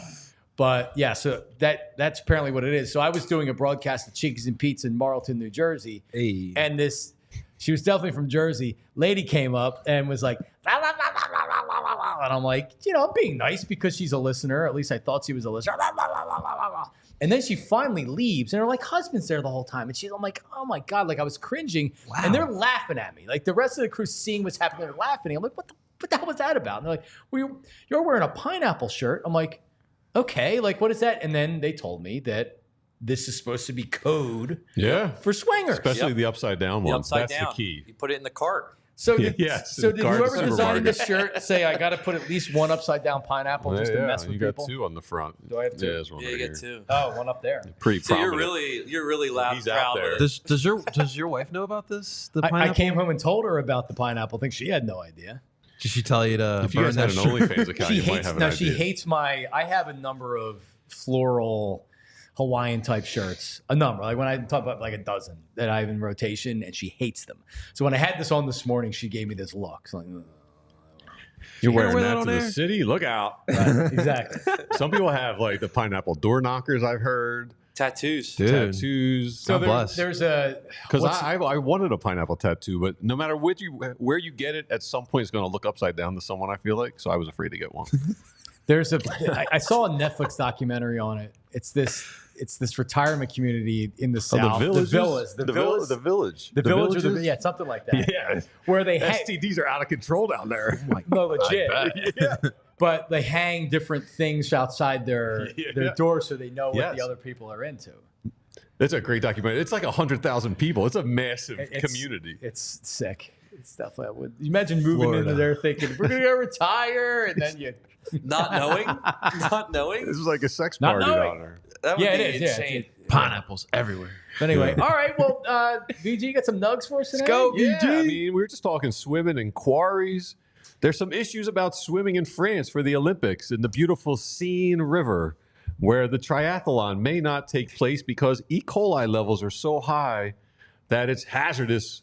They exceed the limits, the safety limits for people to swim. So they may have to cancel the triathlon. This is due to, people say there's protesters pooping in the water, but it's actually, they've had so much rainfall that the runoff has thrown it in there. But I was curious, what are acceptable levels of, I don't want to swim in any water that's got E. coli in it. No. Me neither. But it tells you that they probably all have some type of level of it. Yeah, apparently. Well, I'm wondering about the quarry now. What's the Andrew? What's the E. coli level? Do you have a He's gonna- tester I'm at gonna home or have to take something? a test He's of got a that. culture on his face when he Yeah. goes home on Monday. He comes back on Monday. I think In Patago, what's that thing you get as a Patago, kid? I think he did this recently too. I did it recently, so I'm all right. But He's immune. I did Yes. notice that they had some stuff bubbling from the bottom, so there must be like a filtration system or something. Because you don't want to have dysentery or giardia or whatever it is that you get. The thing looks pretty cool. I'm looking at pictures of it. The Of the quarry. quarry? Brigantine, if Yeah, you're listening, sweet. please check. All right. TripAdvisor has the #1 tourist attraction in America, and it's in New York City. It's the Empire State Building. Really? I've never even been. I've been to New York Went dozens once of when I was times. a I've kid. never been to the Empire State Building. I've never thought about going. No. How is this the #1 tourist attraction? No, like Statue of Liberty, you go when you're a kid or whatever. Sure. That's, I guess, technically New Jersey or whatever Sure. they fight over it. Yeah. But now you see Trail Sun. where the Twin Towers used to be. You Yep. go down there and you check that out. I mean, last time I was in New York was Christmas, and we went to See the tree? see the tree. Yeah. We walked around. Yeah. Empire State Building. Empire I State went Building. a week after we got eliminated from the playoffs by the Knicks to watch a This stand-up. year you went to the Empire State Building? Or? No, I went to New you just York. went- yeah. That was rough. I have been to Empire State when I was a kid though. I've never been. Yeah, never been. Still have the baseball. You mentioned Jamie being in Chicago. Chicago. This is a big trip for the bro, PHLY, Phillies host. He's away without the kids, but man, is he complaining. Is he? Here's his one tweet on the flight. He's bitching and moaning about Wi-Fi. The cost. Airlines just need to cook the cost of in-flight Wi-Fi into all the ticket costs at this point. It's such an antiquated process. Yeah, but Jamie, why would they do that when they could just charge you and you're gonna pay for it? Also, isn't the flight like an hour? Wait, we're on. It's a short flight. I'm on a text chain with him and a buddy, and the buddy is a frequent flyer. And Jamie, we always hit him up, but Jamie's like, hey, what's your Wi-Fi account for American Airlines? Trying to get he couldn't get around it. So then he's bitching on. But also, he's at Wrigley. Is he enjoying the game at Wrigley? Nah, he's complaining on Twitter at a ball game in Wrigley, too. I'll say this, second time at Wrigley, not having Usher stop people before breaking the play absolutely sucks. Chaos, obstructive view constantly. All right, boomer. I'm just kidding. So he's enjoying He is a himself. boomer. Oh, man. He is the biggest boomer. He's so cranky out there in Chicago. Yeah, I mean, like it's like flying sucks, right? Like Yeah, it's not the fun. flight attendants, for the most part, everybody's nice, but you'll get the mean flight attendants, and it's just like, what are you going to do about it? Yeah. Right? Like you're paying whatever the airline says you're paying. I mean, it wasn't that long ago where you used to be able to get meals for free on the blankets. You used to be able Pillows to get and food. blankets, man. Yeah, that like, was awesome. There was competition, and then all the airlines said, well, why are we doing that? It was seriously 9/11 and everything that happened after that killed any type of good feels for when you fly, because you can't even get food on a lot of flights. No. As long as they At keep me all. safe, John, honestly, that's really what I care about, especially all the horror stories we're hearing lately. Have you guys seen? safety and a little leg room. Yeah, Oh, that God. too. Especially big boys, like it's so uncomfortable in there. And I got my fiance always laying her head on me, and I'm just like, Yes, that's where yeah. that's where being a smaller individual helps. Because here's what I do these on the long plane. legs, man. I take Dramamine about 45 minutes before I get on the plane, and then I'll sleep the entire friggin' flight. Don't give me a drink. there you Don't go. bother me. I'm Oh, man. window. That's I'm window ideal. seat. Don't bother me. Don't talk to me. And I wake up when it's like, put So your your seatbelt window, on. I'm window. the wife sits in the middle. We haven't flown a lot together. Yes, but Is yes. she okay with that? Or I would probably sit next to some gross person. Yeah, if I would do it that too. was the case. But I've actually been on a flight recently where it was a husband-wife, and the wife asked me, "Can I have the window seat?" And I was like, "No, I'm keeping it." And like she was kind of like pissed about it. I'm just like, "Well, like, Pick the really? seat. Yeah. Like- you know what you're getting into. Really? I'm going to sleep. You I'm can not pick your seats, guys. You can pick your seat. Pick the seat. pay a little extra. The but worst you are can the people you who can pick buy it. the aisle and the window, hoping no one sits between them. Yeah. Then when someone gets that, then they want to try and sit next to each other. Yep. Yep. Have you guys heard the new trend that people are doing on flights, like longer flights? They're like, no phone, no internet, no book. They're literally just going there and just sitting on the plane for 6 hours, 5 hours, however long it is, the flight, with absolutely nothing to entertain Those people them. are psychos. That's awesome. It's like the new psychos. trend now that people are trying to like see if they can do it. I'll pop the VG gummy, put some music, or watch some shows. no music. No, I'm saying I'll do that. Yeah. Well, that's a little bit crazy. To go That's 5 or that's 6 wild. hours. I can't do that. You Dude. just sit there and stare at the headrest in front of you. Nah, that's a and not lunatic. sleep. Can't even Well, read. I don't know who Maybe would you want to can do that. sleep. Maybe I'll give you the I- sleep, but that's a lot. I'll tell you what I did driving in this week, because I have about an hour drive even when we come in. I haven't had the radio on. I haven't been listening to anything. It's been total silence. Really? And I talk to myself sometimes too. That's good. See, people need to do that more often. Yeah, it sounds totally sane. Talk to I yourself. just sit in silence talking to myself for an hour. It's actually soothing and refreshing. It's not 5 hours. I I've bet done you that love a the couple company. times. I've done that before. Right. Yeah. Yeah, I liked it. Hey, today MLB voting for the All-Star Game stops at noon. Woo. Here's an updated list of the voting from last night. It could change this morning, but it's pretty late. Yeah, let's get Marshy. Marshy's like 2% behind Tatis to start in this All-Star Let's game. go. Let's flood this Wow. place with some votes from Get here till voting. noon. Get Marshy in there. We'll have like 5 Phillies in the starting rotation. It'll be ridiculous. That'd be awesome, man. Wow. So JT, it didn't feel like he was going to win. He's injured or whatever. Yeah. What's up? What's the deal with Trey Turner? He's going to. Trey's still ahead, I think, on that So list. he's still ahead. Yeah. I hadn't seen the updated. I know the yeah. voting ends Oh, today. Trey was tied 50% with Mookie. Boehm's starting. Yeah, Boehm's starting. We should have a pitcher starting. Bryce is going to be starting. Yeah. You're going to get Zach. I don't know, because it all depends on when you last started and when the All-Star game is, whether or not. Like, Zach could be the starting pitcher if it lines up. He probably will be the starting pitcher if it lines up. Zach or Ranger, either one. Or Ranger. Yeah. Sanchez, like, sometimes even when you have the numbers like Sanchez, because it's your first year doing it, you don't get unless they're so over the top, you don't get so I'd be surprised if Sanchez made the All-Star, but he deserves it the way he pitched. Yeah. Did you guys see what the team did yesterday before the game in the warm-ups? They all wore the shirts, and it was everybody who was selected to the All-Star team. They were Yeah. wearing like cowboy Yeah. hats. It was like really cool, and it just shows you the camaraderie Yeah, I love and that, the man. brotherhood that this team is to be able to do that. This team is really something special, and I'm falling in love with them each and every day. Absolutely, man. This has been as fun a year as, and last year too, but as fun a year as I can remember, even going back to the good teams 10, 12 years ago. Yeah, this team's a blast. Yeah. It's been a ride. Thank you, Phillies. We need, you see the players at the MLB level. They put on those big mitts when they get on base, so they don't. The oven mitts. Yeah. There's a trend. You see this at the minor league, at the little league. No.